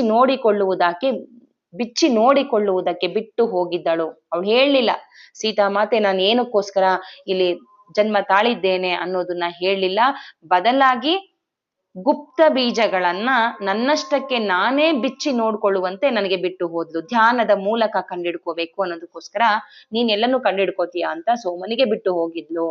ಅವಳು ಹೋಗುವ ಮೊದಲು ಪವಿತ್ರ ಜ್ಯೋತಿಯನ್ನ ಬೆಳಗಿಸಿ ಮಿಥಿಲೆಯ ನಮ್ಮ 4 ಸೇವಕಿಯರಿಗೆ ನಾನು ಬರುವವರೆಗೂ ಈ ದೀಪ ಬೆಳಗುತ್ತಲಿರಲಿ, ಇದನ್ನ ಜವಾಬ್ದಾರಿಯಿಂದ ನೋಡ್ಕೋಬೇಕು ಅಂತ ನಮ್ಗೆ ವಹಿಸಿ ಹೋಗಿದ್ಲು. ನನ್ನ ಒಂದು ಭಾಗವನ್ನ ಅಯೋಧ್ಯೆಯಲ್ಲಿ ಇರಿಸಲು ಅನುಮತಿಸುತ್ತಾ ಸಾಮ್ರಾಜ್ಯದ ಮೇಲೆ ರಕ್ಷಣಾತ್ಮಕ ಕವಚವನ್ನ ಹರಡುತ್ತದೆ ಅಂತ ಹೇಳಿದ್ಲು. ಅಂದ್ರೆ ಈ ದೀಪ ಉರಿತಾ ಇದ್ರೆ ಅಯೋಧ್ಯೆಯ ಈ ರಾಜ್ಯಕ್ಕೇನೆ ಒಂದು ರಕ್ಷಣಾತ್ಮಕ ಶಕ್ತಿ ಸೃಷ್ಟಿಯಾಗತ್ತೆ ಅಂತ ಹೇಳಿದ್ಲು. ತನ್ನ ಅಸ್ತಿತ್ವದ ಒಂದು ಭಾಗವನ್ನ ಪವಿತ್ರ ಜ್ಯೋತಿಯಲ್ಲಿ ಇರಿಸಿದ್ಲು. ಈ ಮಾತು ಹೇಳುವಾಗ ಸೋಮ ನನ್ನ ಕಡೆ ನೋಡಿದ್ಲು. ಆ ಪವಿತ್ರ ಜ್ಯೋತಿಯಲ್ಲಿ ಇರಿಸಿದ್ದು ಇವಳಿಗೆ ಏನಾದ್ರೂ ನೆನ್ಪಿದ್ಯಾ ಅನ್ನೋ ರೀತಿಯಾಗಿ ಅವಳ ಕಡೆ ತಿರುಗಿ ನೋಡ್ತಾ ಇದ್ದಾಳೆ, ಅನಸೂಯಳ ಕಡೆ. ಸಮಯ ಗತಿಸಿ ಹೋದಂತೆ ಪವಿತ್ರ ಜ್ಯೋತಿಯಲ್ಲಿ ಇನ್ನೂ ಅಧಿಕವಾದುದು ಇದೆ ಎನ್ನುವುದನ್ನ ನಾನು ಕಂಡುಕೊಂಡೆ. ಅಂದ್ರೆ ನೋಡಿ, ಅವಳು ಯಾರು? ಸೀತಾ. ಆ ದೀಪದಲ್ಲಿ ಒಂದಂಶವನ್ನ ಇಟ್ಟು ಈ ಶಕ್ತಿ ದೀಪ ಉರಿಯುವವರೆಗೂ ಇಲ್ಲೊಂದು ರಕ್ಷಣಾತ್ಮಕ ಶಕ್ತಿ ನಿರ್ಮಾಣ ಆಗ್ಲಿ ರಾಜ್ಯಕ್ಕೆ ಅಂತ ಮಾಡಿ ಹೋಗಿದ್ದಾಳೆ. ಜೊತೆಗೆ ಅಲ್ಲಿ ಹೇಳಿದ್ಲು, ಇವರೆಲ್ಲರನ್ನೂ ಕ್ಲೆನ್ಸ್ ಮಾಡಿ ಇವರ ಮನಸ್ಸನ್ನ ಪರಿವರ್ತನೆ ಮಾಡೋದಕ್ಕೆ ದೀಪ ಉರಿತಾ ಇರ್ಲಿ ಅಂತ ಹಿಂದಿನ ಜನ್ಮದ ಮೀನಾಕ್ಷಿ ಆಗಿದ್ದಾಗ ಹೇಳಿದ್ಲು. ಜೊತೆಗೆ ರಕ್ಷಣಾತ್ಮಕ ಶಕ್ತಿಯ ಜೊತೆಗೆ ಇನ್ನು ಮುಂದಕ್ಕೆ ಹೇಳ್ತಿದ್ದಾಳೆ. ಯಾರು? ಸೋಮ ಹೇಳ್ತಾ ಇದ್ದಾಳೆ ಇಲ್ಲಿ. ಜ್ಯೋತಿ ಎದುರು ಕುಳಿತುಕೊಂಡು ನಾನು ಕಣ್ಣು ಮುಚ್ಚಿಕೊಂಡು ಧ್ಯಾನ ನಿರತಳಾದಾಗ ಸೀತಾರಾಮರ ಪಯಣದ ಚಿತ್ರಗಳನ್ನ ನಾನು ನೋಡ್ತಾ ಇದ್ದೆ. ಕಾಡಿನಲ್ಲಿ ಅವರು ಹೋಗ್ತಾ ಇರೋದನ್ನ ನಾನು ದೀಪದ ಆ ಶಕ್ತಿಯಿಂದ ನಾನು ಅವ್ರು ಎಲ್ಲೆಲ್ಲಿ ಹೋಗ್ತಾ ಇದ್ದಾರೆ ಅನ್ನೋದನ್ನ ನಾನು ಕಾಣ್ತಾ ಇದ್ದೆ. ಅಲ್ಲದೆ ಅವರ ಸಂಭಾಷಣೆ, ಅವ್ರು ಏನೇನ್ ಮಾತಾಡ್ಕೋತಾ ಇದ್ದಾರೆ ಅನ್ನೋದನ್ನು ನಾನು ಕೇಳ್ಕೊತಾ ಇದ್ದೆ. ಅದಕ್ಕೆ ಸೀತಾಮಾತೆ ವ್ಯವಸ್ಥೆ ಮಾಡ್ಕೊಂಡಿದ್ಲು, ನನಗೆ ಕೇಳೋ ತರ ಮಾಡ್ತಾ ಇದ್ಲು ಅಂತ. ಕೆಲವು ಹಂತಗಳವರೆಗೆ ನಾನು ಅವರನ್ನ ಅನುಸರಿಸಿ ಅವರು ಇರುವ ಸ್ಥಳವನ್ನ ತಿಳಿದುಕೊಳ್ಳಲು ನನಗೆ ಸಾಧ್ಯವಾಗ್ತಾ ಇತ್ತು. ಮಾತೆಯು ತನ್ನನ್ನು ತಲುಪಲು ಸಾಧ್ಯವಾಗುವಂತೆ, ಅಂದ್ರೆ ನನಗೆ ಅದೆಲ್ಲ ತಲುಪಲು ಸಾಧ್ಯ ಆಗೋ ರೀತಿಯಾಗಿ ಒಂದು ದ್ವಾರವನ್ನ ದೀಪದ ಮೂಲಕ ನನಗೆ ಬಿಟ್ಟು ಹೋಗಿದ್ಲು. ಮತ್ತು ಅವಳ ಪಯಣದಾದ್ಯಂತ ಈ ದ್ವಾರವು ನನಗೆ ಎಂದು ಮುಚ್ಕೊಳ್ಳಿಲ್ಲ. ನಾನು ಅವಳನ್ನ ದೀಪದಲ್ಲಿ ನೋಡ್ತಾನೆ ಇದ್ದೆ. ಅವಳ ನಡೆಯೋದು, ದಾರಿಯನ್ನ, ಅವಳ ಮಾತುಗಳನ್ನ ಎಲ್ಲ ಕೇಳಿಸ್ಕೊತಾ ಇದ್ದೆ. ಲಂಕೆಯವರೆಗೂ ನಾನು ಅವಳನ್ನ ದೀಪದಲ್ಲಿ ನೋಡ್ದೆ ಅಂತ ಹೇಳ್ತಾ ಇದ್ದಾಳೆ. ಸೋಮ ಸ್ವಲ್ಪ ತಡೆದಳು. ಈ ಕುರಿತು ನಾನೆಂದು ಯಾರೊಂದಿಗೂ ಹೇಳಲ್ಲ ಅಂತ ಹೇಳ್ತಾ ಇದ್ದಾಳೆ. ಯಾರಿಗಾದರೂ ಒಂದು ವಿಶೇಷ ಸಂದೇಶವಿರುವ ಹೊರತು ಲಂಕಾದಲ್ಲಿ ಕೇಳಿದ ಮತ್ತು ನೋಡಿದ ಸಂಗತಿಗಳನ್ನು ನಾನು ಯಾರೊಂದಿಗೂ ಹಂಚಿಕೊಂಡಿಲ್ಲ. ಇದುವರೆಗೂ ಯಾರತ್ರನೂ ಇಷ್ಟು ದಿನ ಕತೆ ಹೇಳಿದ್ದಾಳೆ, ಅಜ್ಜಿ ಆಗೋವರ್ಗುನು ಕತೆ ಹೇಳಿದ್ದಾಳೆ, ನಾನು ಯಾರವರ್ಗುನು ಹಂಚ್ಕೊಂಡಿಲ್ಲ. ಆದ್ರೆ ಇಲ್ಲಿ ಅನಸೂಯಳ ಜೊತೆ ಹಂಚ್ಕೋತಾ ಇದ್ದೀನಿ ಅಂತ ಹೇಳ್ಕೊತಾ ಇದ್ದಾಳೆ. ಆದ್ರೆ ನಾನು ಎಲ್ರು ಕೇಳ್ತಾರೆ, ಅದ್ ಹೆಂಗೆ ನಿನ್ಗೆ ಗೊತ್ತಾಯ್ತು ಅಂತ ಎಲ್ರು ಕೇಳ್ತಾ ಇದ್ರು. ನಾನು ಕನಸಿನಲ್ಲಿ ನೋಡಿದ್ದೇನೆ ಅಂತ ಪದೇ ಹೇಳ್ತಾ ಇದ್ದೆ ಎಲ್ಲರಿಗೂ. ನಾನು ಅದನ್ನೇ ಹೇಳ್ತಾ ಇದ್ದೆ, ನನ್ ಕನಸಿನಲ್ಲಿ ನನಗೆ ಸೀತಾಮಾತೆ ಅಲ್ಲಿದ್ದಾಳೆ ಇಲ್ಲಿದ್ದಾಳೆ ಅಂತ. ಹಿಂದಿನ ಜನ್ಮದಲ್ಲೂ ಕೇಳ್ತಾ ಇದ್ಲು ಮೀನಾಕ್ಷಿ, ಸೋಮ ನಿನ್ಗೆ ಹೇಗ್ ಗೊತ್ತಾಗುತ್ತೆ ಇದು? ನನ್ಗಂತೂ ಏನು ಗೊತ್ತಾಗಲ್ಲ, ಸೀತಾಮಾತೆ ಇದ್ದಾಳೆ ಅನ್ನೋದನ್ನೇ ನನಗೆ ಪರಿಚಯ ಮಾಡೋಕ್ಕಾಗಲ್ಲ. ಅವಳ ಎನರ್ಜಿನೇ ನನಗೆ ಫೀಲ್ ಮಾಡೋಕ್ ಗೊತ್ತಾಗ್ತಾ ಇಲ್ಲ, ನಿನಗೆ ಹೆಂಗ್ ಗೊತ್ತಾಗುತ್ತೆ? ಆಗ ಅಲ್ಲಿ ಸೋಮ ಹೇಳಿದ್ಲು, ಅಲ್ಲೂನು ನಾನು ಕನಸಿನಲ್ಲಿ ಕಾಣ್ತೀನಿ ಸೀತಾಮಾತೆ ನನ್ ಜೊತೆನೇ ಇದ್ದಾಳೆ ಅಂತ ಹೇಳ್ತಾ ಇದ್ಲು. ಆದ್ರೆ ಇಲ್ಲಿ ಹೇಳ್ತಾ ಇದ್ದಾಳೆ, ದೀಪದಲ್ಲಿ ಅವಳು ಎಲ್ಲಿ ಹೋಗ್ತಾಳೆ, ಎಲ್ಲಿ ಬರ್ತಾಳೆ, ಏನ್ ಮಾತಾಡ್ತಾಳೆ ಎಲ್ಲನ ನನಗೆ ತೋರಿಸುವ ಪ್ರಯತ್ನ ಮಾಡ್ತಾ ಇದ್ಲು ಸೀತಾ ಅಂತ. ಆಗ ನಾನು ಅರ್ಥ ಮಾಡಿಕೊಂಡೆ, ಮಾತೆಯು ನನಗೆ ಅದೆಲ್ಲವನ್ನ ತಿಳಿಸುವಂತಹ ಬಯಸ್ತಿದ್ದಾಳೆ, ನಾನು ಏನೇನು ಹೋಗ್ತಾ ಇದ್ದೀನಿ, ಎಲ್ಲೆಲ್ಲಿ ಬರ್ತಾ ಇದ್ದೀನಿ ಅನ್ನೋದನ್ನ ತಿಳಿಸೋ ಬಯಸ್ತಾ ಇದ್ದಾಳೆ ಅಂತ ನಾನು ಅವಾಗ ಅರ್ಥ ಮಾಡ್ಕೊಂಡೆ. ಅಂದ್ರೆ ಇಲ್ಲಿ ಸೋಮಗೆ ನಾನು ಎಲ್ಲೆಲ್ಲಿ ಹೋಗ್ತಾ ಇದ್ದೀನಿ ಅನ್ನೋದು ಅವಳಿಗೆ ಗೊತ್ತಾಗ್ಬೇಕು ಅನ್ನೋದ್ ರೀತಿಯಾಗಿ ಮಾಡ್ತಾ ಇದ್ದಾಳೆ. ಜನಕ ಬಾಬಾ ಅವರೊಂದಿಗೆ ಅವಳ ಸಂಪರ್ಕವು ಕಡಿತಗೊಳ್ಳದೆ ಇರುವಂತೆಯೇ, ನೋಡಿ ಜನಕ ಬಾಬಾ ಅವರು ಧ್ಯಾನದಲ್ಲಿ ಅವಳಿಗೆ ಸಂಪರ್ಕವನ್ನ ಸಾಧಿಸ್ತಾ ಇದ್ರು. ಅದೇ ರೀತಿ ನಾನೂ ಕೂಡ ಅವಳ ಸಂಪರ್ಕವಿಲ್ಲದೆ ನಾನು ಬದುಕುಳಿಯುವುದಿಲ್ಲ ಅನ್ನೋದು ಅವಳಿಗೆ ಗೊತ್ತಿದ್ರಿಂದಾಗಿ ದೀಪದಲ್ಲಿ ನಾನು ಅವಳನ್ನ ಕಾಣೋದಕ್ಕೆ ಏನ್ ಬೇಕೋ ಅದೆಲ್ಲ ವ್ಯವಸ್ಥೆ ಮಾಡಿ, ಅವಳು ಎಲ್ಲೆಲ್ಲಿ ಹೋಗ್ತಾ ಇದ್ದಾಳೆ, ಏನೇನು ಸಂಭಾಷಣೆ ಮಾಡ್ತಾ ಇದ್ದಾಳೆ ಅದನ್ನೆಲ್ಲದನ್ನು ನಾನು ನೋಡೋ ತರ ಮಾಡ್ಕೊಟ್ಟಿದ್ಲು ಅಂತ ಹೇಳ್ತಾ ಇದ್ದಾಳೆ. ಮತ್ತೆ ಇನ್ನು ಮುಂದೆ ಹೇಳ್ತಾ ಇದ್ದಾಳೆ, ಹಾಗಾಗಿ ಅನುಸೂಯ ಮಹಾನ್ ತಪಸ್ವಿ ಕುರಿತು ನನಗೆ ತಿಳಿಯಿತು. ನೋಡಿ ಆ ದೀಪದಲ್ಲೇ ನೋಡಿದಾಳೆ ಅನುಸೂಯ ಮಹಾನ್ ತಪಸ್ವಿ, ಅವಳ ಬಗ್ಗೆ ಎಲ್ಲ ಗೊತ್ತಾಗಿರೋದು ಅವಳು ದೀಪದಲ್ಲೇ ನೋಡಿರೋದು. ಸೀತಾ ಮಾತೆ ಹೇಳಿದ್ದಲ್ಲ, ಇಲ್ಲಿ ಮಹಾನ್ ತಪಸ್ವಿ ಬಗ್ಗೆ ಎಲ್ಲ ಗೊತ್ತಾಗಿರೋದು ಅವಳ ದೀಪದಲ್ಲಿ ಧ್ಯಾನದಲ್ಲಿ ನೋಡಿರುವಂತದ್ದು ಸೋಮ ಹೇಳ್ತಾ ಇದ್ದಾಳೆ. ಒಂದು ರಾತ್ರಿ ನಾನು ಜ್ಯೋತಿಯ ಎದುರು ಕುಳಿತುಕೊಂಡಾಗ ಮಹರ್ಷಿ ಅತ್ರಿ ಮತ್ತು ಪತ್ನಿ ಅನುಸೂಯಳ ಆಶ್ರಮಕ್ಕೆ ಶ್ರೀರಾಮ್ ಮತ್ತು ಸೀತಾಮಾತೆಯರು ಭೇಟಿ ನೀಡಿದಾಗ ಅವರ ಸಂಭಾಷಣೆಯ ಭಾಗಗಳನ್ನ ನಾನು ಕೇಳಿಸ್ಕೊಂಡೆ. ನೋಡಿ ಇಲ್ಲಿ ಅತ್ರಿ ಮಹರ್ಷಿ ಮತ್ತೆ ಅನುಸೂಯ ಮತ್ತೆ ಶ್ರೀರಾಮ್ ಮತ್ತೆ ಮಾತೆ ಇವ್ರ 4 ಜನ ಮಾತಾಡ್ತಾ ಇರೋದನ್ನ ದೀಪದಲ್ಲಿ ಅವಳು ಕೇಳಿಸ್ಕೊತಾ ಇದ್ದಾಳೆ ಧ್ಯಾನದಲ್ಲಿ. ಮತ್ತು ತನ್ನ ಪತ್ನಿ ಅನುಸೂಯ ಆಳವಾದ ಆಧ್ಯಾತ್ಮಿಕ ಸಾಧನೆಗೈಯುತ್ತಾ ಭೂಮಾತೆಗೆ ತನ್ನ ಭವಿಷ್ಯವನ್ನ ರೂಪಿಸಿಕೊಳ್ಳುವುದಕ್ಕೆ ಸಹಾಯ ಮಾಡ್ತಾ ಇದ್ದಾಳೆ, ಅದು ನನಗೆ ಇಷ್ಟ ಆಗತ್ತೆ ಅಂತ ಅತ್ರಿ ಮಹರ್ಷಿಗಳು ಮಾತಾಡ್ತಾ ಇರೋದನ್ನ ನಾನು ಕೇಳ್ಕೊಂಡೆ. ಇಲ್ಲಿಯ ನಿವಾಸಿಗಳಿಗೆ ನಿರಂತರವಾಗಿ ನೀರಿನ ಸರಬರಾಜು ದೊರೆಯಲಿ ಮತ್ತು ನದಿ ದೇವತೆಯ ಆಶೀರ್ವಾದ ದೊರೆಯಲಿ ಅಂತ ಮಂದಾಕಿನಿ ನದಿಯನ್ನ ಅವಳೇ ಭೂಮಿಗೆ ತಂದ್ಲು. ಯಾರು? ಅನುಸೂಯ ಅಂತ ಹೇಳ್ತಾ ಇದ್ದಾಳೆ, ಅತ್ರಿ ಮಹರ್ಷಿಯ ಪತ್ನಿ. ಸಾಮಾನ್ಯವಾಗಿ ಯಾರಿಗೂ ತಿಳಿಯದ ಇಂತಹ ಬಹಳಷ್ಟು ಯಶಸ್ವಿ ಕಾರ್ಯಗಳನ್ನು ಅವಳು ಕೈಗೊಂಡಿದ್ದಾಳೆ. ಅವಳು ತನ್ನ ಆಧ್ಯಾತ್ಮಿಕ ಸಾಧನೆಗಳ ಕುರಿತು ತುಂಬಾ ವಿನಮ್ರತೆಯಿಂದಿದ್ಲು. ಅಂದ್ರೆ ನೋಡಿ ಎಷ್ಟೇ ಸಾಧನೆ ಮಾಡಿದ್ರು ಅಂತ ಎಷ್ಟೆಷ್ಟೋ ಕಾರ್ಯಗಳನ್ನ ಮಾಡಿ ಭೂಮಿಯ ಉದ್ಧಾರದ ಕೆಲಸ ಮಾಡಿದ್ರು ಕೂಡ ಅವಳು ಯಾರ ಹತ್ರನು ಹೇಳ್ಕೊತಾ ಇರ್ಲಿಲ್ಲ. ಅನುಸೂಯ ಮಾತೆ ಮಹಾನ್ ಸಾಧ್ವಿ ಅಂತ ಹೇಳ್ತಾ ಇದ್ದಾಳೆ. ಮತ್ತೆ ಶ್ರೀರಾಮ್ ಸೀತಾ ಮಾತೆಯರ ಬಗ್ಗೆ ಏನೇನು ಅಲ್ಲಿ ವ್ಯವಸ್ಥೆ ಮಾಡ್ಕೊಟ್ರು ಅತ್ರಿ ಮಹರ್ಷಿ ಮತ್ತೆ ಅನುಸೂಯ ಅನ್ನೋದನ್ನ ಹೇಳ್ತಾ ಇದ್ದಾಳೆ. ಶ್ರೀರಾಮ್ ಮತ್ತೆ ಮಾತೆಯರು ಮಹರ್ಷಿಗಳಾದ ಅತ್ರಿ ಮತ್ತು ಅನುಸೂಯರನ್ನ ಭೇಟಿ ಮಾಡೋದಕ್ಕೆ ಚಿತ್ರಕೂಟಕ್ಕೆ ಹೋದಾಗ ಅತ್ರಿ ಮಹರ್ಷಿಗಳು ಆ ಕ್ಷೇತ್ರದ ಆಶ್ರಮದಲ್ಲಿ ಒಂದಾದ ಭವ್ಯ ಗುಹೆಯನ್ನ ಅವರಿಗೆ ತೋರಿಸಿ, ರಾಮ್ ನಿಮಗಿಲ್ಲಿ ಏಕಾಂತವಿರುತ್ತದೆ, ನೀವಿಲ್ಲಿ ವಿಶ್ರಾಂತಿ ಪಡೆಯಬಹುದು ಎಂದು ಹೇಳಿದರು. ನೀರಿನ ಸಂಪನ್ಮೂಲವೊಂದನ್ನ ಬಿಟ್ಟು ಮಿಕ್ಕೆಲ್ಲ ಅಗತ್ಯಗಳು ಎಲ್ಲವನ್ನ ಪೂರೈಸಿದ್ರು. ನೀರೊಂದಿರ್ಲಿಲ್ಲ ಅಲ್ಲಿ, ಎಲ್ಲವೂ ಇತ್ತು, ತುಂಬಾ ಚೆನ್ನಾಗಿತ್ತು ಆ ಗುಹೆ, ತುಂಬಾ ಚೆನ್ನಾಗಿತ್ತು, ಪ್ರಾಶಸ್ತ್ಯವಾಗಿತ್ತು, ಏಕಾಂತಕ್ಕೆಲ್ಲ ಚೆನ್ನಾಗಿತ್ತು ಅಂತ ಹೇಳ್ತಾ ಇದ್ದಾರೆ. ನೀವು ಇದನ್ನ ಉಪಯೋಗಿಸ್ಕೊಳ್ಳಿ ಅಂತ ಹೇಳಿದ್ರು. ಒಂದು ದಿನ ಮಾತೆಗೆ ಬಾಯಾರಿಕೆ ಆದಾಗ ಶ್ರೀರಾಮ್ ನೀರನ್ನು ತರೋದಕ್ಕೆ ಇನ್ನೇನ್ ಕೆಳಗಡೆ ಹೋಗ್ಬೇಕು ಅನ್ನುವಷ್ಟರಲ್ಲಿ ನೀರಿನ ಹರಿವಿಕೆಯ ಶಬ್ದ ಕೇಳಿಸಿಕೊಂಡ್ರು. ಶ್ರೀರಾಮ್ ಹೇಳಿದ್ರು, ಸೀತೆ ನೋಡು ಹೇಗೆ ಪ್ರಕೃತಿ ನಿನ್ನ ಪ್ರತಿಯೊಂದು ಇಚ್ಛೆಗಳನ್ನು ಪೂರೈಸುತ್ತಿದೆ. ನಿನಗೆ ಬಾಯಾರಿಕೆಯನ್ನು ತಣಿಸಲು ಬಂದಿರುವ ನೀರಿನ ಬುಗ್ಗೆಯನ್ನ ನೋಡು. ನೀರಿನ ಬುಗ್ಗೆಯ ಒಂದು ಹೊಂಡವಾಗಿ ಪರಿಣಮಿಸಿತು. ಆ ಬೊಗ್ಗೆ ಹೊಂಡವಾಗಿ ಪರಿವರ್ತನೆ ಆಯಿತು ಮತ್ತು ನೀರೊಳಗಿಂದ ದೇವತೆಯು ಕಾಣಿಸಿಕೊಂಡ್ಲು. ನಾನು ಗೋದಾವರಿ ನದಿ, ಭಗವಾನ್ ರಾಮ್ ಮತ್ತು ಮಾತೆ, ನಾನು ನಿಮ್ಮ ಆಶೀರ್ವಾದವನ್ನ ಪಡೆದುಕೊಳ್ಳಲು ಬಂದಿದ್ದೇನೆ ಎಂದಳು. ದೇವತೆ ಹೇಳಿದಳು. ಅದಕ್ಕೆ ಆಶೀರ್ವಾದವನ್ನ ನೀಡಿದ ರಾಮ್ ಸೀತಾ, ನೀನು ಯಾವಾಗಲೂ ತುಂಬಿ ಹರಿಯುತ್ತಾ ಸಮೃದ್ಧಿಯಿಂದಿರು ಅಂತ ರಾಮ್ ಹೇಳಿದ್ರೆ ಸೀತಾ ಮಾತೆಯು ತಲೆ ಅಲ್ಲಾಡಿಸಿ ಪೋಷಿಸು, ಎಲ್ಲರನ್ನ ಪೋಷಿಸು ಅಂತ ಹಾರೈಸಿದ್ಲು. ಗೋದಾವರಿ ನದಿಯು ನಮಸ್ಕರಿಸಿದಳು. ಹಾಗೆಯೇ ಆಗಲಿ, ಈಗ ನಾನು ದಕ್ಷಿಣದೆಡೆಗೆ ಹರಿಯುತ್ತೇನೆ, ಅಲ್ಲಿ ನಂತರ ಮತ್ತೆ ನಾನು ನಿಮ್ಮನ್ನ ಭೇಟಿಯಾಗ್ತೇನೆ ಎಂದು ಹೇಳಿದ್ಲು. ನೋಡಿ ದಕ್ಷಿಣಕ್ಕೆ ಹೋದಾಗ ಮತ್ತೆ ಬರ್ತಾಳೆ. ಇನ್ನೇನು ಎಲ್ಲಿಗೆ ಅಪಹರಣ ಆಗುವಂತ ಸಮಯದಲ್ಲಿ ಮತ್ತೆ ಬರ್ತಾಳೆ ಸೀತಾಮಾತೆಯನ್ನ ಮಾತಾಡ್ಸೋದಕ್ಕೆ ಗೋದಾವರಿ. ಅದನ್ನ ನಾವು ಕಾಣ್ತೀವಿ ಮುಂದೆ. ಮತ್ತೆ ಭೇಟಿ ಆಗ್ತೇನೆ ಅಂತ ಹೇಳಿ ಮಾಯವಾದ್ಲು. ನೀವು ನಿಮ್ಮ ಬಾಯಾರಿಕೆಯನ್ನ ತಣಿಸಿಕೊಳ್ಳಲು ಏಕಾಂತವಾಗಿ ಸ್ನಾನ ಮಾಡಲು ನಿಮಗೆ ಈ ಕೊಳ್ಳವನ್ನ ಬಿಡುತ್ತಿದ್ದೇನೆ ಅಂತ ಹೇಳಿ ಅವಳು ಅಲ್ಲಿಂದ ಮಾಯವಾದ್ಲು. ನಾನು ಪವಿತ್ರ ಜ್ಯೋತಿಯ ಎದುರು ಇರುವಾಗಲೇ ಮಾತೆ ಅಲ್ಲಿಂದ ಹೊರಟು ಹೋದ್ಲು. ಅಂದ್ರೆ ಮಾತೆ ಅಲ್ಲಿಂದ ಹೊರಟೋದ್ಲು ಅಂದ್ರೆ ಮತ್ತೆ ಮಾಯ ಆಯ್ತು. ದೀಪದಲ್ಲಿ ಏನ್ ಇದುವರೆಗೂ ನೋಡದೆ ಆ ಸಂಭಾಷಣೆಯನ್ನೆಲ್ಲ ಏನೇನ್ ಕೇಳ್ದೆ ಅದು ಮತ್ತೆ ಮಾಯ ಆಯ್ತು. ಎಲ್ಲ ಮತ್ತೆ ಕಡಿತ ಆಯ್ತು.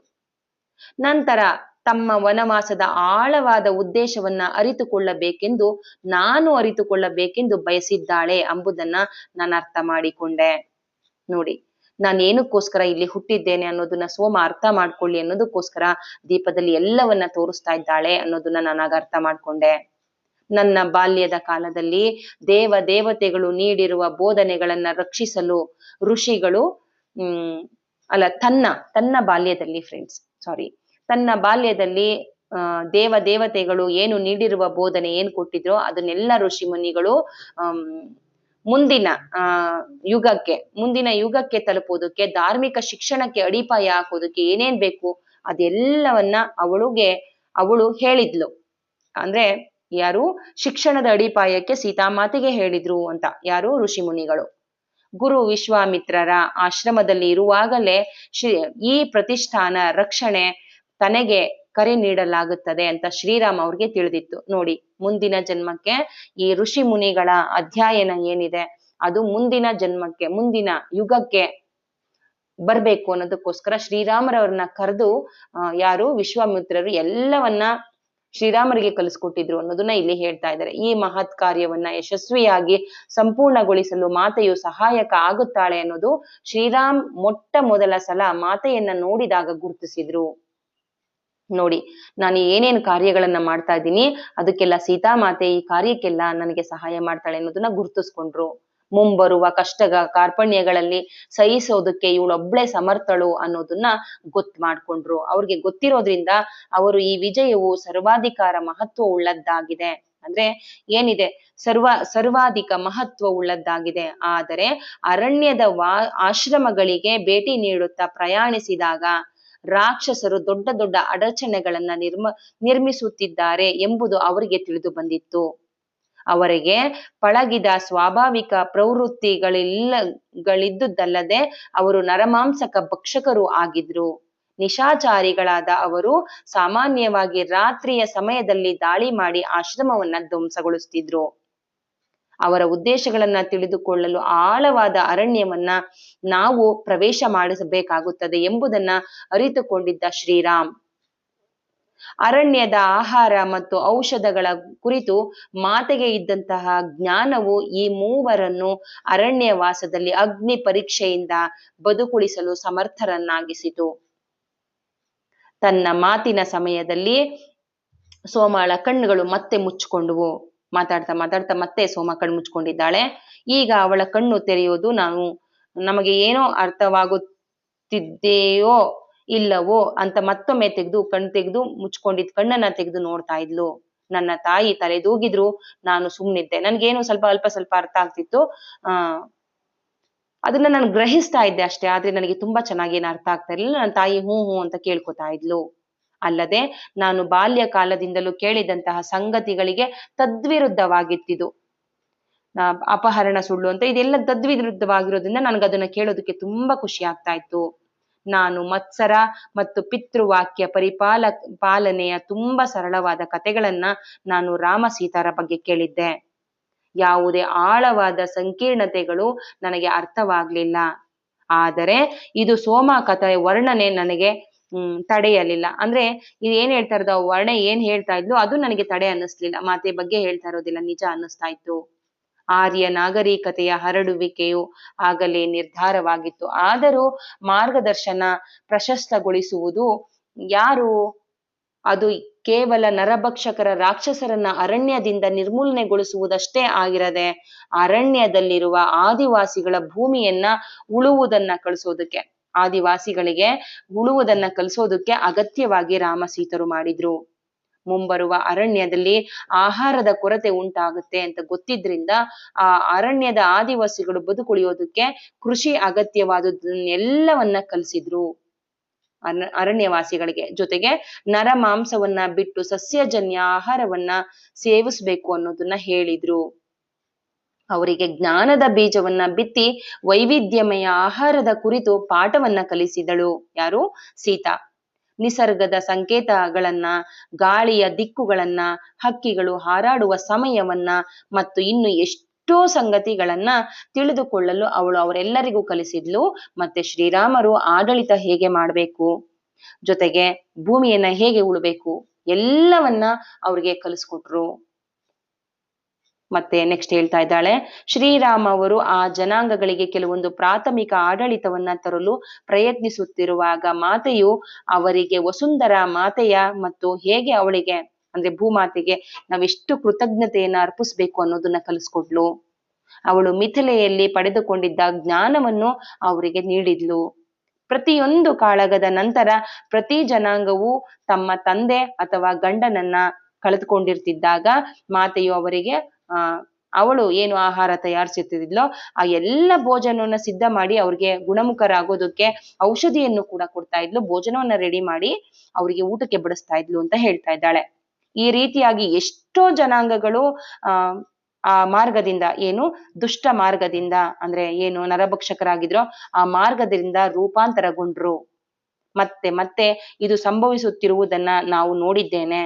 ಅಂದ್ರೆ ಎಷ್ಟೋ ರೂಪಾಂತರ ಆದ್ರೆ ಇನ್ನೂ ಕೂಡ ಸಂಭವಿಸ್ತಾನೆ ಇತ್ತು ಅರಣ್ಯದಲ್ಲಿ ಅಂತ. ಒಂದೊಂದು ಜನಾಂಗವನ್ನ ಮಾಡಿ ಸರಿಪಡಿಸಿ ಬಂದ್ರೆ ಇನ್ನೊಂದು ಜನಾಂಗ ಹುಟ್ಕೋತಾ ಇತ್ತು. ಮತ್ತು ಅವರು ಇನ್ನು ದಕ್ಷಿಣದ ಕಡೆಗೆ ಹೋದಂತೆ ಅವ್ರಿಗೆ ಕಷ್ಟಗಳು ಹೆಚ್ಚಾದವು. ಸೀತಾರಾಮ ಮತ್ತೆ ಲಕ್ಷ್ಮಣರಿಗೆ ಕಷ್ಟ ಹೆಚ್ಚಾದವು. ಜೊತೆಗೆ ಕಾಳಗಗಳು ಅಂದ್ರೆ ಜಗಳಗಳು ತೀವ್ರಗೊಳ್ತಾ ಹೋದ್ವು. ಅಂದ್ರೆ ದಕ್ಷಿಣಕ್ಕೆ ಇಲ್ಲಿ ರಾವಣನಿರೋ ಕೊಡವೆಗೆ ಅವರ ಕಾಲು ದಾರಿಯಲ್ಲಿ ಏನಿದೆ ಸಾಗ್ತಾ ಹೋಗ್ತಾ ಇದ್ದಾರೆ. ಒಂದೊಂದು ಋಷಿ ಮುನಿಗಳನ್ನ ಭೇಟಿ ಮಾಡ್ತಾ, ಎಲ್ಲ ಸಾಧು ಸಂತರನ್ನ ಭೇಟಿ ಮಾಡ್ತಾ, ಜೊತೆಗೆ ಎಲ್ಲ ಆದಿವಾಸಿಗಳನ್ನ ಮನಃ ಪರಿವರ್ತನೆ ಮಾಡಿ ಹೇಗೆ ಸಸ್ಯಾಹಾರಿಯಾಗಿ ಬದುಕ್ಬೇಕು ಎಲ್ಲವನ್ನ ಕಲಿಸ್ತಾ ಮುಂದೆ ಮುಂದೆ ಸಾಗ್ತಾ ದಕ್ಷಿಣದ ಕಡೆಗೆ ಹೋಗ್ತಾ ಇದ್ದಾರೆ. ಅಲ್ಲಿ ಕಾಳಗಗಳು ನಡೀತಾ ಇದ್ದಾವೆ. ಜೊತೆಗೆ ಅಲ್ಲಿ ದುಷ್ಟ ಶಕ್ತಿಗಳು ಜಾಸ್ತಿ ಇದಾವೆ ಅನ್ನೋದನ್ನ ಗಮನಿಸ್ತಾ ಇದ್ದಾಳೆ ಸೋಮ ದೀಪದಲ್ಲಿ. ನಾನು ಯಾವಾಗ ಅಲ್ಲಿ ಕಾಳಗಗಳು ಜಾಸ್ತಿ ಆಗ್ತಾ ಇದಾವೋ, ಸೀತಾಮಾತೆಗೆ, ರಾಮರಿಗೆ ಮತ್ತೆ ಲಕ್ಷ್ಮಣರಿಗೆ ನೋವು ಉಂಟಾಗ್ತಾ ಇದೆಯೋ, ಕಷ್ಟಗಳು ಹೆಚ್ಚಾಗ್ತಾ ಇದಾವೋ, ನಾನು ಸ್ವಲ್ಪ ವಿಕ್ಷುಬ್ಧಗೊಳ್ತಾ ಇದ್ದೆ ದೀಪವನ್ನ ನೋಡಿ. ಸೋಮ ತಾನು ಮಾತನಾಡುತ್ತಿದ್ದಂತೆ ದೂರ ಎಲ್ಲೋ ನೋಡ್ತಾ ಹಾಗಂತ ಹೇಳಿದ್ಲು. ಮತ್ತೆ ಅವಳು ಕಣ್ಣುಗಳನ್ನ ಮುಚ್ಚಿಕೊಂಡು ಮೌನವಾದ್ಲು. ಕೆಲವು ನಿಮಿಷಗಳ ನಂತರ ಅವಳು ನಿರೂಪಣೆಯನ್ನ ಮತ್ತೆ ಪ್ರಾರಂಭಗೊಳಿಸಿದ್ಲು. ಸೀತಾ ಮತ್ತೆ ರಾಮರ ವಿವಾಹದ ನಂತರ ಅವರಿಬ್ಬರ ಮಧ್ಯೆ ಒಂದು ನವ ಮೊಗ್ಗಿನ ಆಗ ತಾನೇ ಪ್ರೀತಿ ವಿಕಸಿಸುತ್ತಿತ್ತು. ಈ ಸಮಯದ ವಿಶೇಷ ಒಂದು ಸೌಂದರ್ಯವನ್ನ ತುಂಬಿತ್ತು. ಅಂದ್ರೆ ಅವರಿಬ್ರು ಮಹಾನ್ ದೇವತೆಗಳಾಗಿರೋದ್ರಿಂದ ಅವರಿಬ್ಬರಲ್ಲಿ ಹೊಸ ಮದುವೆಯಾಗಿರುವಂತ ಆ ಸಮಯದಲ್ಲಿ ಅವರಲ್ಲಿ ಪ್ರೀತಿಯನ್ನು ಹೊರ ಹೊಮ್ತಾ ಇತ್ತು. ಇಡೀ ರಾಜ್ಯಕ್ಕೇನೆ ಪ್ರಸಾರವಾಗ್ತಾ ಇತ್ತು. ಎಲ್ಲರೂ ಕೂಡ ಅದನ್ನ ಫೀಲ್ ಮಾಡ್ತಾ ಇದ್ರು ಅಂತ ಹೇಳ್ತಾ ಇದ್ದಾಳೆ. ಈ ಸಮಯ ವಿಶೇಷ ಸೌಂದರ್ಯ ಇತ್ತು ಮತ್ತು ಅವರ ಸಮಕ್ಷಮದಲ್ಲಿ ಉಪಸ್ಥಿತರಿದ್ದ ಎಲ್ಲರಿಗೂ ಅವರ ನಡುವೆ ತೀವ್ರವಾದ ಆಕರ್ಷಣೆಯನ್ನ ಅನುಭವಿಸಿದ್ರು. ನೋಡಿ, ಅವರು ಪ್ರೀತಿ ಲವ್ ಎನರ್ಜಿಯನ್ನ ಬಿಡುಗಡೆ ಮಾಡ್ತಾ ಇದ್ರೆ, ಹೊಸದಾಗಿ ಮದುವೆ ಆದ ಸಮಯದಲ್ಲಿ ರಾಮ ಸೀತರು ಲವ್ ಎನರ್ಜಿಯನ್ನ ಬಿಡುಗಡೆ ಮಾಡ್ತಾ ಇದ್ರೆ ಅಲ್ಲಿ ಅವರೆಲ್ಲರಿಗೂ ದೇವತಾ ಸೀತಾ ಮತ್ತೆ ರಾಮರ ಮೇಲೆ ಏನೋ ಒಂದು ಆಕರ್ಷಣೆ ಆಗ್ತಾ ಇತ್ತು. ಅದು ಎಲ್ಲರನ್ನೂ ಆವರಿಸ್ತಾ ಇತ್ತು. ಆ ಮನೆಯಲ್ಲಿ ಹಾಗೂ ನಗರದಲ್ಲಿ ಇರುವ ಪ್ರತಿಯೊಬ್ಬರೂ ಈ ಪ್ರೀತಿಯ ವಲಯದ ಭಾಗವಾಗಿದ್ರು. ಎಲ್ಲರೂ ಆ ಪ್ರೀತಿಯನ್ನು ಅನುಭವಿಸ್ತಾ ಇದ್ರು. ನಮ್ಮಲ್ಲಿ ಪ್ರತಿಯೊಬ್ಬರಿಗೂ ವಿಶೇಷ ಪ್ರೇಮ ಸಂಗಾತಿಯನ್ನು ಪಡೆದುಕೊಂಡಿದ್ದೇವೆ ಎನ್ನುವಷ್ಟು ಆಪ್ತವಾಗಿದೆ ಅನ್ನೋ ಸಂತೋಷ ನಮ್ಗೆ ಸಿಗ್ತಾ ಇತ್ತು. ಆ ಕಾರಣದಿಂದಾಗಿ ಮಹಾರಾಣಿಯರು ಕೊನೆಗೆ ಶ್ರೀರಾಮನಿಂದ ಸೀತೆಯನ್ನು ಆಗಮಿಸುವುದನ್ನ ತಪ್ಪಿಸೋದಕ್ಕೆ ಸಾಧ್ಯವಾಗ್ಲಿಲ್ಲ, ಹೊರ ಹೋಗೋದನ್ನ. ರಾಮ ಒಬ್ರೇ ಹೋಗ್ಲಿ, ಸೀತಾ ನೀನ್ ಹೋಗ್ಬೇಡ ಅಂತ ಏನು ಕೌಸಲ್ಯ ಹೇಳ್ತಾ ಇದ್ಲು, ಮತ್ತೆ ಜನಕ ಬಾಬಾ ದಶರಥನು ಕೂಡ ಹೇಳಿದ್ರಲ್ವಾ, ಸೀತಾ ನೀನು ಹೋಗ್ಬೇಡ, ಯಾಕಂದ್ರೆ ನೀನು ಹೋದ್ರೆ ನಿಮ್ಮಪ್ಪ ಏನ್ ಅನ್ಕೋತಾರೆ, ಇದೆಲ್ಲ ಹೇಳಿ ಮನವೊಲಿಸೋದಕ್ಕೆ ಟ್ರೈ ಮಾಡಿದ್ರು. ಆದ್ರೆ ಇಲ್ಲಿ ಸೀತಾ ಹೋಗೋದನ್ನ ತಪ್ಸೋದಕ್ಕೆ ಸಾಧ್ಯ ಯಾಕಾಗ್ಲಿಲ್ಲ ಅಂದ್ರೆ ಅವರಿಬ್ರಲ್ಲಿ ಅಷ್ಟೊಂದು ಪ್ರೀತಿಯ ಅಂಕುರ ಆಗಿತ್ತು.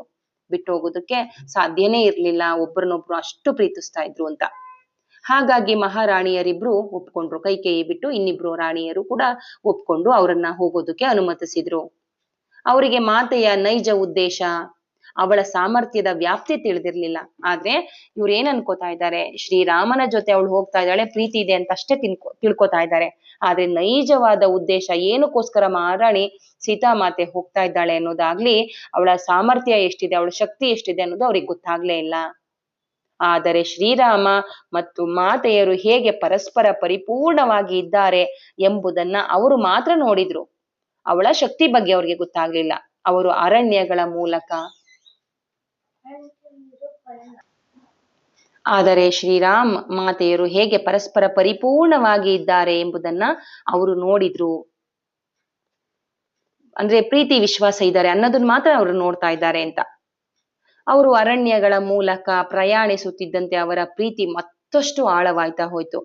ಈಗ ರಾಜ್ಯದಲ್ಲಿ ಎಷ್ಟಿತ್ತೋ ಅದಕ್ಕಿಂತ ಹೆಚ್ಚು ಅವರಿಬ್ರು ಪ್ರೀತಿಸೋದಕ್ಕೆ ಪ್ರಾರಂಭ ಮಾಡಿದ್ರು ಸೀತಾರಾಮರು. ಹಾಗೂ ಏಕತೆ ಮತ್ತೆ ಹೊಸ ಸ್ತರವನ್ನ ತಲುಪುತ್ತಿರುವುದನ್ನ ನಾನು ನೋಡಲು ಸಾಧ್ಯವಾಯಿತು. ನಾನು ಅದನ್ನ ದೀಪದಲ್ಲಿ ನೋಡ್ದೆ ಅಂತ ಹೇಳ್ತಾ ಇದ್ದಾಳೆ.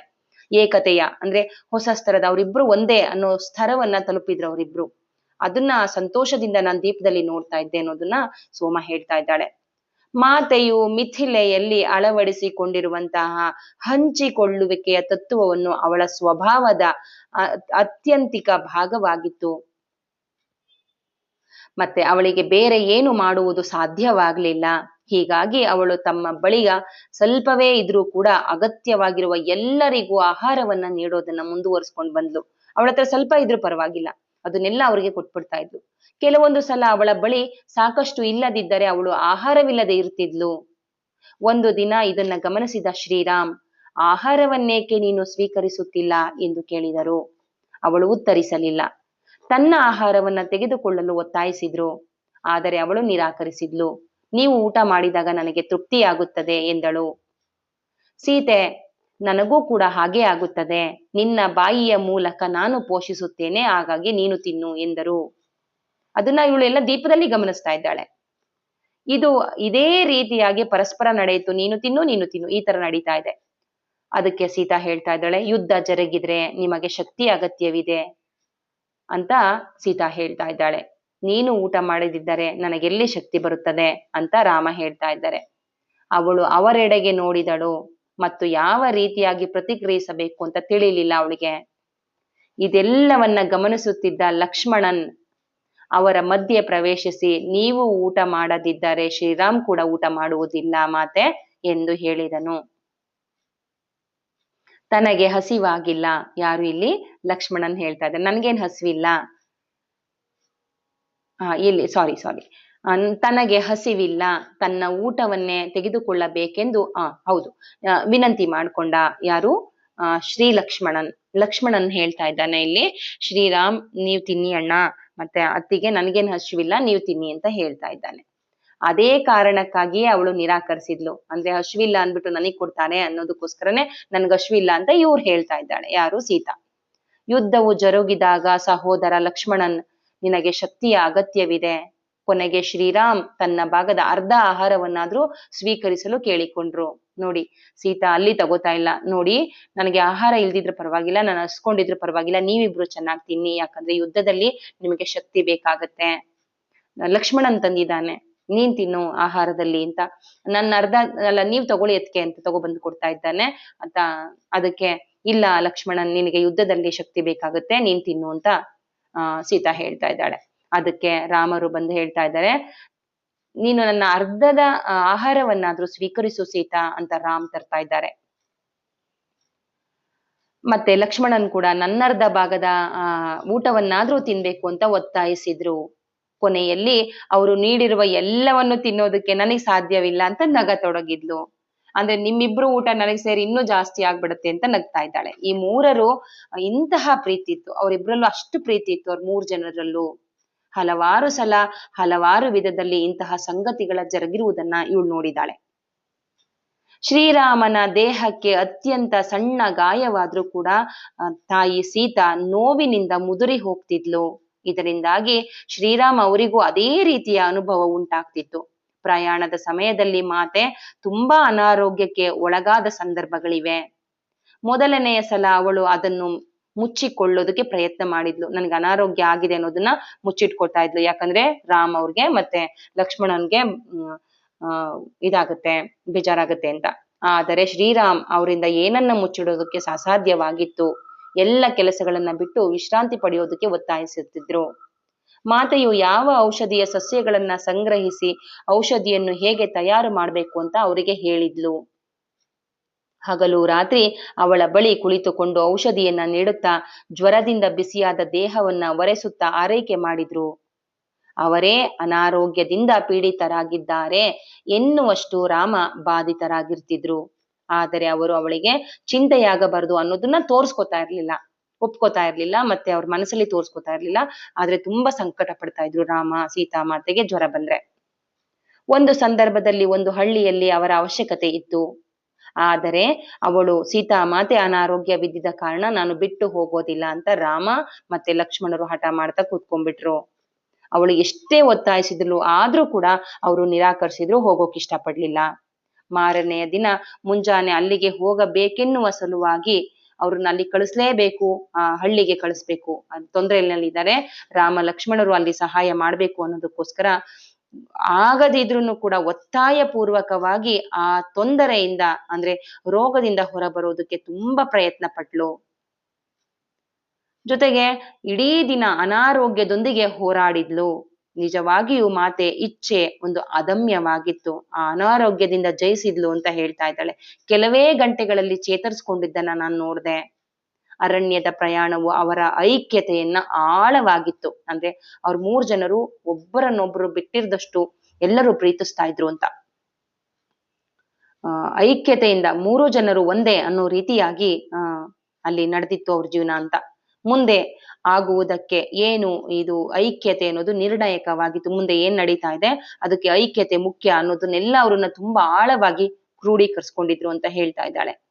ಅವರು ಪರಸ್ಪರ ಆಲೋಚನೆಯನ್ನ ಮತ್ತೆ ಭಾವನೆಗಳನ್ನ ಓದೋದಕ್ಕೆ ಕಲ್ತಿದ್ರು. ನೋಡಿ ಸೀತಾ ಮಾತೆಯ ಅಂದ್ರೆ ಇಲ್ಲಿ ಹೇಳ್ತಾ ಇದ್ದಾಳೆ ನೋಡಿ, ಬೆಳಕಿನ ಎಳೆಗಳು ಅವರಿಗೆ ಪರಸ್ಪರ ಸಂಪರ್ಕ ಹೊಂದಿವೆ ಮತ್ತು ಈ ತಂತುಗಳು ಅವರ ಏನ್ ಆಲೋಚನೆ ಮಾಡ್ತಾ ಇದ್ದಾರೆ ಅದು ಇಬ್ಬರಿಗೂ ಗೊತ್ತಾಗುವಂತೆ ಮಾಡ್ತಾ ಇದೆ ಅಂತ ಕೆಲವೊಮ್ಮೆ ಇವಳು ಹೇಳಿದ್ಲು, ಯಾರು ಮಾತೆ ನನಗೆ ಹೇಳಿದ್ಲು ಅಂತ ಹೇಳ್ತಾ ಇದ್ದಾಳೆ.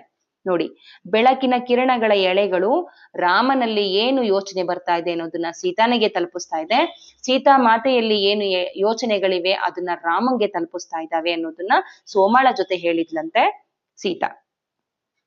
ಅವಳು ಒಂದು ರತ್ನದ ವಿಭಿನ್ನ ಕಿರಣಗಳಂತೆ ಅವು ಇರ್ತಿದ್ವು. ಯಾವು ಆ ವೈಬ್ರೇಷನ್ಗಳು, ರಾಮ ಸೀತಾರಿಗೆ ವರ್ಗಾವಣೆ ಆಗ್ತಾ ಇದ್ದಂತಹ ಆ ಕಿರಣಗಳು ರತ್ನದಂತೆ ಇರ್ತಿದ್ವು ಅಂತ. ಅವರು ಬಂದಿಯಾಗುವವರೆಗೆ ಅಂದ್ರೆ ರಾವಣನ ಬಂದಿಯಾಗುವವರೆಗೂ ಅದು ಇತ್ತು ಅಂತ, ಕೊನೆಗೆ ಅದು ಪ್ರತ್ಯೇಕವಾಯ್ತು ಅಂತ ಹೇಳ್ತಾ ಇದ್ದಾಳೆ.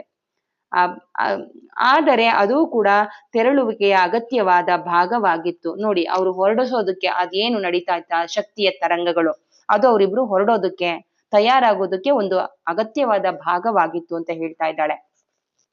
ಸೋಮ ತಡೆದು ಮತ್ತೆ ಮೌನಳಾದಳು. ನಿಧಾನವಾಗಿ ಅವಳ ಕಣ್ಗಳು ಮುಚ್ಚಿಕೊಂಡವು. ಸ್ವಲ್ಪ ಸಮಯದ ನಂತರ ಅವಳು ಧ್ಯಾನದಲ್ಲಿದ್ದಾಳೆ ಅಂತ ಅರ್ಥವಾಯಿತು ನಮ್ಗೆ. ನಾವು 1 ಗಂಟೆ ಕಾದವು. ನಮಗೀಗ ಹೊರಡುವ ಸಮಯವಾಗಿದೆ ಎಂದು ನನ್ನ ತಾಯಿ ನನಗೆ ಸೂಚಿಸಿದ್ಲು. ಮತ್ತು ನಾವು ಸದ್ದಿಲ್ಲದೆ ಮರಳಿ ಆ ಆಶ್ರಮದ ಕುಟೀರದ ಆ ಬಾಗಿಲನ್ನ ಹೇಳ್ಕೊಂಡು ನಾವು ಸದ್ದಿಲ್ಲದೆ ಹೊರಬಂದ್ವು. ನಾವು ಆಶ್ರಮದ ಅತಿಥಿಯ ಕುಟೀರದ ಕೋಣೆಗೆ ಮರಳುವ ದಾರಿಯಲ್ಲಿ ನನ್ನ ತಾಯಿ ಏನು ಮಾತನಾಡದೆ ಸುಮ್ಮನೆ ನಡೆದುಕೊಂಡು ಹೋಗ್ತಾ ಇದ್ಲು. ಅದಕ್ಕಾಗಿ ನಾನು ಅವಳಿಗೆ ಕೃತಜ್ಞತೆಯನ್ನ ವ್ಯಕ್ತಪಡಿಸಿದೆ. ಏಕೆಂದರೆ ಮಾತನಾಡಬೇಕೆಂದರೆ ನಾನೂ ಕೂಡ ಆಳವಾದ ಆಲೋಚನೆಯಲ್ಲಿ ಮಗ್ನಳಾಗಿದ್ದೆ. ಕೇವಲ ಒಂದೇ ಒಂದು ದಿನದಲ್ಲಿ ಇಡೀ ಪ್ರಪಂಚವೇ ತಲೆಕೆಳಗಾದಂತೆ ನನಗೆ ಕಂಡು ಬಂತು. ಸೋಮ ಹೇಳಿದ್ದು ನನಗೆ ಹೆಚ್ಚಿಗೆ ಅರ್ಥವಾಗ್ಲಿಲ್ಲ. ಆದರೆ ನಾವು ಅಯೋಧ್ಯೆಯವರೆಲ್ಲ ಇಲ್ಲಿಯವರೆಗೆ ತಿಳಿದುಕೊಂಡದ್ದು ಅರ್ಧ ಸತ್ಯವೆಂಬುದು ಮಾತ್ರ ಅರ್ಥವಾಯಿತು. ನನಗೆ ತಿಳಿಯಲಾರದ್ದು ತುಂಬಾ ಇದೆ ಮತ್ತು ಸೋಮ ತನ್ನ ಜ್ಞಾನವನ್ನ ಈಗ ತಾನೇ ಹಂಚಿಕೊಳ್ಳಲು ಪ್ರಾರಂಭಿಸಿದ್ದಾಳೆ. ಆಶ್ರಮದಲ್ಲಿ ತನ್ನ ತಾಯಿ ಮಲಗಿಕೊಂಡಿದ್ದಂತೆ ಕಂಡು ಬಂದ್ಲು. ನಾನು ಅವಳೆಡೆ ನೋಡಿದೆ. ಅವಳ ಕಣ್ಣುಗಳು ಮುಚ್ಚಿಕೊಂಡಿದ್ದವು. ಅಮ್ಮ, ಏನು ಯೋಚಿಸುತ್ತಿರುವೆ ಎಂದು ಕೇಳಿದೆ. ಅವಳು ಕಣ್ಣುಗಳನ್ನ ತೆರೆದು ಹೇಳಿದಳು, ಸೋಮಾಳನ್ನು ಭೇಟಿಯಾಗಲು ಸಾಧ್ಯವಾದದ್ದು ಎಂತಹ ಅದೃಷ್ಟವಾಗಿದೆ ಎಂದು ನಾನು ಆಲೋಚಿಸುತ್ತಿದ್ದೆ ಎಂದಳು. ಬಹಳಷ್ಟು ಸಂಗತಿಗಳನ್ನು ಪ್ರಶ್ನಿಸಲು ಅವಳು ನನಗೆ ಕಾರಣವಾದಳು. ಆದರೆ ಈಗಾಗಲೇ ನಾನು ಏನನ್ನು ಕೇಳಿದ್ದೇವೆ ಎಂಬುದನ್ನ ವಿವರಿಸುವುದು ಕೂಡ ಹೇಗೆಂದು ನನಗೆ ಗೊತ್ತಿಲ್ಲ. ನಿನ್ನ ತಂದೆಗೆ ನಾನು ಏನ್ ಹೇಳ್ಬಲ್ಲೆ? ಅವಳು ಏನೇನ್ ಹೇಳಿದಾಳೆ ಅದನ್ನೆಲ್ಲ ನನಗೆ ಹೇಳೋದಕ್ಕಾಗತ್ತಾ? ಎಷ್ಟು ಚೆನ್ನಾಗಿ ಕತೆ ಹೇಳಿದ್ದಾಳೆ. ಶ್ರೀರಾಮ ಸೀತಾರ ಎನರ್ಜಿಯ ಬಗ್ಗೆ ಅಂತ ಹೇಳ್ತಾ ಇದ್ದಾಳೆ. ನಿನ್ ತಂದೆಗೆ ನಾನು ಏನ್ ಹೇಳ್ಬೋದು ಅಂತ. ಜೊತೆಗೆ ಇನ್ನೊಂದು, ಯಾಕೆ ಅಲ್ಲಿ ಏನ್ ಹೇಳಲಿ ಅಂತ ಅಂದ್ರೆ, ಇಲ್ಲಿ ಸೀತಾರಾಮರ ಕಥೆಯನ್ನ ಕೇಳ್ಕೊತಾ ಇದ್ದಾಳೆ. ಮಗಳನ್ನ ಇಲ್ಲಿ ಚಿಕಿತ್ಸೆ ಪಡೆಯೋದಕ್ ಬಂದ್ರೆ ಇಲ್ಲಿ ಸೀತಾ ಮಾತೆಯ ರಾಮರ ಕಥೆಯನ್ನ ಕೇಳ್ತಾ ಇದ್ದಾಳೆ ಅನ್ನೋದಕ್ಕೋಸ್ಕರ ಹೇಳ್ತಾ ಇದ್ದಾಳೆ. ಇಲ್ಲಿ ನಿನಗೆ ಮದುವೆ ಕುರಿತು ಇಷ್ಟೊಂದು ಏಕೆ ಭಯವಿದೆ ಎಂಬುದನ್ನ ಕಂಡುಕೊಳ್ಳಲು ನಾವಿಲ್ಲಿಗೆ ಬಂದೆವು. ಆದರೆ ಅದುವೇ ನಮ್ಮ ಪ್ರಯಾಣದ ನಿಜವಾದ ಕಾರಣವಾಗಿದೆ ಎಂಬುದು ನನಗೆ ಆಶ್ಚರ್ಯವೆನಿಸುತ್ತದೆ. ನೋಡಿ, ನಾವು ಪ್ರಯಾಣ ಬೆಳೆಸಿದ್ದು ನಿಜವಾದ ಕಾರಣ ಅದಲ್ಲ, ಏನೋ ಆಶ್ಚರ್ಯವಿದೆ ಅಂತ ನನ್ಗನ್ನಿಸ್ತಾ ಇದೆ ಅಂತ ಅಮ್ಮ ಹೇಳ್ತಾ ಇದ್ದಾಳೆ. ಮುದ್ದು ಕಂದ, ನಿನಗೇನೆನ್ನಿಸುತ್ತದೆ ಅಂತ ಕೇಳ್ತಾ ಇದ್ದಾಳೆ. ಅದಕ್ಕೆ ಅನಸೂಯ ಹೇಳ್ತಾ ಇದ್ದಾಳೆ, ಅವಳ ಕುರಿತು ನನಗೆ ಎಷ್ಟೊಂದು ಪ್ರೀತಿ ಇದೆ ಎಂದರೆ ನಾನು ಅದನ್ನು ವರ್ಣಿಸಲು ಸಾಧ್ಯವಿಲ್ಲ. ಅವಳು ಜನಕ ಮಹಾರಾಜರ ಕುರಿತು ಹೇಳಿದಾಗ ನನ್ನೊಳಗೆ ಏನೋ ಒಂದು ಆಳವಾಗಿ ಕಲಕಿತು. ನಾನು ಮಾತನಾಡುತ್ತಿದ್ದಂತೆ ನನ್ನ ಕಣ್ಣುಗಳು ತುಂಬಿ ಬಂದವು. ನೋಡಿ, ಅಳೋದಕ್ಕೆ ಪ್ರಾರಂಭ ಮಾಡಿದಾಳೆ. ಯಾರು? ಅನಸೂಯ. ನನ್ನ ತಾಯಿ ಉತ್ತರಿಸಲಿಲ್ಲ. ನಾನು ಹೇಳಿದ್ದಕ್ಕೆ ಏನೂ ಉತ್ತರಿಸ್ಲಿಲ್ಲ, ಸುಮ್ಮನೆ ಇದ್ದಾಳೆ ಅಂತ. ಅವಳು ತನ್ನ ಕಣ್ಣುಗಳನ್ನು ಮುಚ್ಚಿಕೊಂಡು ಹೇಳಿದ್ಲು, ಸಂಜೆಯ ಊಟಕ್ಕೆ ಕಣ್ಮುಚ್ಕೊಂಡು ರೆಸ್ಟ್ಗೆ ಹೋಗಿದ್ದಾಳೆ ಅಮ್ಮ. ಮತ್ತೆ ಕಣ್ಮುಚ್ಕೊಂಡು, ಸರಳವಾದ ಊಟ ಇರುತ್ತೆ ಆಶ್ರಮದಲ್ಲಿ, ನಾವು ಅದಕ್ಕೆ ಸೇರ್ಕೋಬೇಕು, ಹಾಗಾಗಿ ಸ್ವಲ್ಪ ರೆಸ್ಟ್ ಮಾಡೋಣ ಅಂತ. ಸೋಮಾಳೊಂದಿಗೆ ನಮ್ಮ ಸಮಯ ಹೇಗಿತ್ತು ಎಂಬುದನ್ನ ನಮ್ಗೆ ಆಶ್ರಮದ ವಾಸಿಗಳು ಕೇಳಿದ್ರು. ಅದಕ್ಕೆ ನಾವು ಕೇಳಿದ್ವಿ, ಆಶ್ರಮದ ಗುರುಗಳು ಕೇಳ್ತಾ ಇದ್ದಾರೆ. ಅದಕ್ಕೆ ಅವಳು ಹೇಳಿದ್ಲು, ತಾಯಿ ಹೇಳ್ತಾ ಇದ್ದಾಳೆ, ಮಹಾ ಅದ್ಭುತವಾದದ್ದನ್ನ ಹೇಳಿದಳು ನನ್ನ ತಾಯಿ. ಮಹಾ ಅದ್ಭುತವಾದದ್ದನ್ನ ಹೇಳಿದ್ಲು ಸೋಮ ಅಂತ ನನ್ನ ತಾಯಿ ಗುರುಗಳಿಗೆ ಉತ್ತರಿಸಿದ್ಲು. ಮತ್ತು ಅವಳು ನಿಮಗೆ ಮಿಥಿಲೆಯ ಕಥೆಯನ್ನು ಹೇಳಿದಾಳೆ ಅಂತ ಅವರು ವಿಶಾಲವಾದ ಮುಗುಳ್ನಗೆಯಿಂದ ನನ್ನ ತಾಯಿಯನ್ನ ಕೇಳಿದಾಗ ನನ್ನ ತಾಯಿ ಹೌದು ಅಂತ ತಲೆ ಅಲ್ಲಾಡಿಸಿದ್ಲು. ಅವರು ನನ್ನೆಡೆಗೆ ತಿರುಗಿ ಹೇಳಿದ್ರು, ನಮ್ಮ ಆಶ್ರಮದ ವಿದ್ಯಾರ್ಥಿಗಳೊಂದಿಗೆ ಅವಳು ಹೇಳಿರುವಂತ ಒಂದನ್ನಾದ್ರೂ ಹಂಚಿಕೊಳ್ಳುವೆಯಾ ಮಗು ಎಂದು ಕೇಳಿದರು.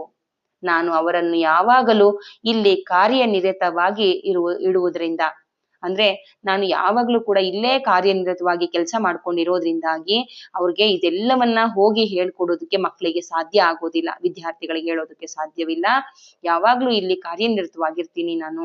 ಸೋಮಾಳ ಭೇಟಿಯಾಗುವ ಅವಕಾಶ ಮೇಲಿಂದ ಮೇಲೆ ನನಗೆ ದೊರೆಯೋದಿಲ್ಲ. ಗುರು ಹೇಳ್ತಾ ಇದ್ದಾರೆ, ಆಶ್ರಮದಲ್ಲಿ ನಾನು ಎಲ್ಲವನ್ನ ನೋಡ್ಕೋಬೇಕಾಗಿರೋದ್ರಿಂದ ಸೋಮಾಳನ್ನ ಭೇಟಿ ಮಾಡಿ ಅದೆಲ್ಲ ಕೇಳ್ಕೊಳ್ಳೋದಕ್ಕೆ ನಂಗೆ ಸಾಧ್ಯ ಆಗೋದಿಲ್ಲ.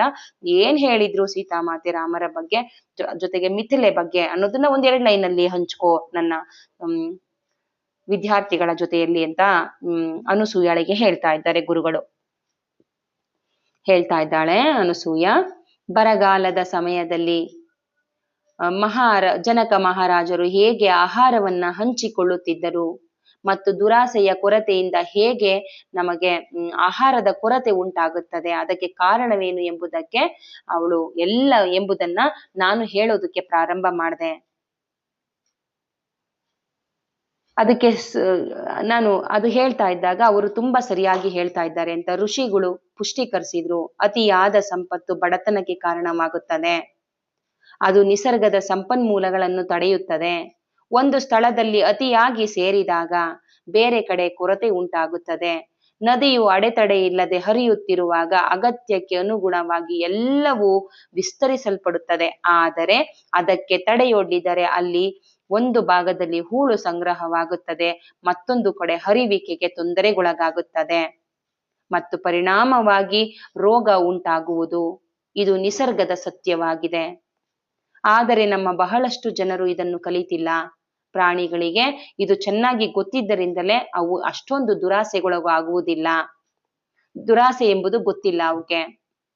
ಕೇವಲ ನಾವು ಮಾನವರು ಮಾತ್ರ ಈ ಅಪಾಯಕಾರಿ ಗುಣಗಳನ್ನ ಪ್ರದರ್ಶಿಸುತ್ತೇವೆ. ಜನಕ ಮಹಾರಾಜರು ತುಂಬಾ ಬುದ್ಧಿವಂತರಾಗಿದ್ದರು. ಅವರು ಪ್ರಕೃತಿಯ ನಿಯಮಗಳನ್ನು ತಿಳಿದುಕೊಂಡು ಮತ್ತೆ ಆ ನಿಯಮಗಳಿಗೆ ಅನುಸಾರವಾಗಿ ತಮ್ಮ ರಾಜ್ಯವನ್ನು ನಿರ್ಮಿಸಿದ್ರು. ಜ್ಞಾನವು ಶಕ್ತಿಗಿಂತ ಶ್ರೇಷ್ಠವಾದುದು, ಅದನ್ನ ಗೌರವಿಸಿದ್ರು ಜನಕ ಬಾಬಾ ಅಂತ ಹೇಳ್ತಾ ಇದ್ದಾರೆ ಗುರುಗಳು. ವರ್ಷಗಳು ಉರುಳಿದಂತೆ ಅವರ ರಾಜ್ಯ ಸ್ಥಾನಮಾನ ದುರ್ಬಲಗೊಳ್ಳುವುದನ್ನ, ನಾಶವಾದುದನ್ನ ನಾವು ನೋಡ್ತೇವೆ. ಏಕೆಂದರೆ ಮುಂದಿನ ದಿನಗಳಲ್ಲಿ ಜ್ಞಾನವು ಪ್ರಧಾನವಾದ ಮೌಲ್ಯವಾಗಿರುವುದಿಲ್ಲ. ಅಂದ್ರೆ ಶಕ್ತಿ, ಅಂದ್ರೆ ಎಲ್ಲರೂ ಭೌತಿಕ ಜೀವನದ ಕಡೆ ಗಮನ ಕೊಡ್ತಾರೆ ಅಂತ. ನಿಸರ್ಗದ ನಿಯಮಗಳನ್ನ ಅರಿತುಕೊಂಡು ಅದಕ್ಕೆ ಅನುಗುಣವಾಗಿ ಬದುಕುವುದು ಇದು ಸೀತಾದೇವಿಯ ಮುಖ್ಯ ಪಾಠಗಳಲ್ಲಿ ಒಂದಾಗಿದೆ. ಅಂದ್ರೆ ನಿಸರ್ಗದ ನಿಯಮಗಳಿಗೆ ಅರಿತುಕೊಂಡು ನಾವು ಅದ್ರೊಳಗಡೆನೆ ಬದುಕಬೇಕು ಅಂತ ಸೀತಾಮಾತೆ ಹೇಳ್ತಾಳೆ ಅಂತ. ಅದಕ್ಕಾಗಿ ತನ್ನ ಮಕ್ಕಳನ್ನ ಜ್ಞಾನ ಹೊಂದಲಿ ಎಂಬ ಉದ್ದೇಶದಿಂದ ಅವರು ಬೆಳೆಸುವುದಕ್ಕಾಗಿ ಇಲ್ಲಿಗೆ ಮರಳಿ ಬಂದಳು. ನೋಡಿ, ಈ ಆಶ್ರಮ ಯಾವುದು ಈಗ ಬಂದಿರುವಂತದ್ದು? ಯಾರು? ಸೀತಾಮಾತೆ ತನ್ನೆರಡು ಮಕ್ಕಳನ್ನ ಗುರುಕುಲದಲ್ಲಿಟ್ಟು ಓದಿಸಿದ್ಲಲ್ವಾ, ಲವಕುಶರನ್ನ. ಆ ಆಶ್ರಮದ ಗುರುಗಳು ಸೀತಾಮಾತೆಯ ಬಗ್ಗೆ ಮತ್ತೆ ಮಿಥಿಲೆ ಬಗ್ಗೆ ತಿಳ್ಕೊತಾ ಇದ್ದಾರೆ ಅನಸೂಯಳ ಜೊತೆ. ಅಲ್ಲಿರುವಂತ ಎಲ್ಲ ವಿದ್ಯಾರ್ಥಿಗಳಿಗೆ ತಿಳಿಸ್ತಾ ಇದ್ದಾರೆ. ನೋಡಿ, ತನ್ನ ಮಕ್ಕಳನ್ನ ಅದರಿಂದ ನಿಸರ್ಗದ ಬಗ್ಗೆ ತಿಳಿದುಕೊಳ್ಳಿ ಅನ್ನೋದಕ್ಕೋಸ್ಕರ ಸೀತಾಮಾತೆ ಇಲ್ಲಿಗೆ ತನ್ನೆರಡು ಮಕ್ಕಳನ್ನ ಕರೆದುಕೊಂಡು ಬಂದು ಬೆಳೆಸಿದ್ಲು, ಅರಮನೆಯಿಂದ ದೂರ ಇರಿಸಿದ್ಲು. ತನ್ನ ತಂದೆ ಆರಂಭಿಸಿದ ಮಾದರಿಯನ್ನ ಅವಳು ಅನುಸರಿಸಬೇಕೆಂಬುದನ್ನ ತಿಳಿದುಕೊಂಡಿದ್ಲು. ಅವಳ ನಿರ್ಗಮನದ ನಂತರ ಜ್ಞಾನದ ಅನ್ವೇಷಣೆಯಲ್ಲಿ ಅವಳು ಆಶ್ರಮಕ್ಕೆ ತೆರಳಿದ್ಲು. ಆಶ್ರಮವಾಸಿಗಳು ತದೇಕ ಚಿತ್ತತೆಯಿಂದ ಕೇಳುತ್ತಿದ್ರು. ಇವಳೇನ್ ಹೇಳ್ತಾ ಇದ್ದಾಳೆ, ಅನಸೂಯ ಮತ್ತೆ ಗುರುಗಳು ಏನ್ ಹೇಳ್ತಾ ಇದ್ದಾರೆ ಅದನ್ನ ತುಂಬಾ ತದೇಕ ಚಿತ್ತವಾಗಿ ಮಕ್ಕಳೆಲ್ಲ ಕೇಳ್ಕೊತಾ ಇದ್ರು ಗುರುಕುಲದಲ್ಲಿ ಅಂತ. ಹಾಗಾದರೆ ಅದು ಅವಳ ಆಯ್ಕೆಯಾಗಿತ್ತೆ? ಇವಳು ಅನ್ಕೋತಾ ಇದ್ದಾಳೆ. ಸೀತಾಮಾತೆಯ ಆಯ್ಕೆಯಾಗಿತ್ತೆ ಅಂದ್ರೆ ಲವಕುಶರು ಇಲ್ಲಿ ಜನನ ಆಗ್ಬೇಕು, ಮತ್ತೆ ಅಂದ್ರೆ ಲವಕುಶರಿಗೆ ಇಲ್ಲಿ ಆಶ್ರಮದಲ್ಲೇ ಗುರುಕುಲದಲ್ಲೇ ಅಂದ್ರೆ ರಾಜ್ಯದಲ್ಲಲ್ದೇನೆ ನಿಸರ್ಗದಲ್ಲಿ ವಿದ್ಯಾಭ್ಯಾಸ ಕಲಿಬೇಕು ಅನ್ನೋದು ಅವಳೇ ಆಯ್ಕೆ ಆಗಿತ್ತೆ ಅಂತ ಇವಳು ಪ್ರಶ್ನೆ ಮಾಡ್ಕೊತಾ ಇದ್ದಾಳೆ, ಮನದಲ್ಲೇ ಪ್ರಶ್ನೆ ಮಾಡ್ಕೊತಾ ಇದ್ದಾಳೆ ಅನಸೂಯ. ಅವಳ ಆಯ್ಕೆ ಆಗಿತ್ತೆ ಅಂತ ನಿವಾಸಿಯೊಬ್ಬನೂ ಕೇಳಿದನು. ಗುರುಗಳು ನಕ್ಕರು. ಖಂಡಿತವಾಗಿಯೂ ಸೀತಾದೇವಿಯು ಜೀವನದಲ್ಲಿ ಏನೇನೆಲ್ಲ ಸಂಭವಿಸಿದೆಯೋ ಅದೆಲ್ಲ ಸೀತಾಮಾತೆಯ ಆಯ್ಕೆಯೇ ಆಗಿದೆ ಎಂದು ಉತ್ತರಿಸಿದ್ರು. ಅವರ ಮಾತಿಗೆ ಆ ಅರ್ಥದ ಕುರಿತು ನಾನು ಆಶ್ಚರ್ಯಚಕಿತಳಾಗಿ ನನ್ನ ಮನದಲ್ಲಿ ಯೋಚಿಸತೊಡಗಿದೆ. ಇಡೀ ಪ್ರದೇಶಕ್ಕೆಲ್ಲ ಅಯೋಧ್ಯೆಯೇ ಶಕ್ತಿ ಕೇಂದ್ರವಾಗಿತ್ತು. ಬೆಳೆಯುತ್ತಿರುವ ಈ ಶಕ್ತಿ ಕೇಂದ್ರ ನಾವು ಜ್ಞಾನವನ್ನು ಹೊಂದಿಲ್ಲವೇ? ಹಾಗಾದ್ರೆ ಇಷ್ಟೊಂದು ಕ್ಷೇತ್ರ ಆಗಿದೆ, ಶಕ್ತಿ ಕೇಂದ್ರ ಆಗಿದೆ ಅಯೋಧ್ಯೆ, ಅಲ್ಲಿ ಯಾವುದೇ ಜ್ಞಾನ ಇಲ್ಲವೇ? ಏನಕ್ಕೆ ಇಲ್ಲಿಗೆ ಬಂದ್ಲು ತಾಯಿ ಸೀತಾ ಮಕ್ಕಳನ್ನ ಕರ್ಕೊಂಡು? ಈ ಜ್ಞಾನ ಹಾಗಾದ್ರೆ ಈ ಪ್ರಕೃತಿಯ ಜ್ಞಾನ ಯಾವುದು? ಗುರುಗಳನ್ನ ಕೇಳೋದಕ್ಕೆ ನನಗೆ ಒಂಥರ ಅಂಜುಬುರುಕಳಾಗಿದ್ದೆ ನಾನು. ಗುರುಗಳನ್ನ ಕೇಳೋದಕ್ಕೆ ನನಗೆ ಮನಸ್ಸು ಬರ್ಲಿಲ್ಲ. ಆದ್ರೆ ಹೊರಡುವ ಮುಂಚೆ ಈ ಪ್ರಶ್ನೆಯನ್ನ ನಾನು ಸೋಮಾಳಲ್ಲಿ ಕೇಳ್ತೇನೆ ಅಂತ ನಿರ್ಣಯಿಸಿಕೊಂಡೆ. ಇನ್ನ ಮುಂದಿನ ಭಾಗವನ್ನ, ಸೋಮಾಳ ಬಗ್ಗೆ ಇಷ್ಟೆಲ್ಲವನ್ನ ಹೇಳಿದ್ದಾಳೆ. ನೆಕ್ಸ್ಟ್ ಸೋಮಾಳ ಕತೆ ಹೇಗಿದೆ ಅನ್ನೋದನ್ನ ನೆಕ್ಸ್ಟ್ ವಿಡಿಯೋದಲ್ಲಿ ತಿಳ್ಕೊಳ್ತಾ ಹೋಗೋಣ ಫ್ರೆಂಡ್ಸ್. ನಮಸ್ತೆ.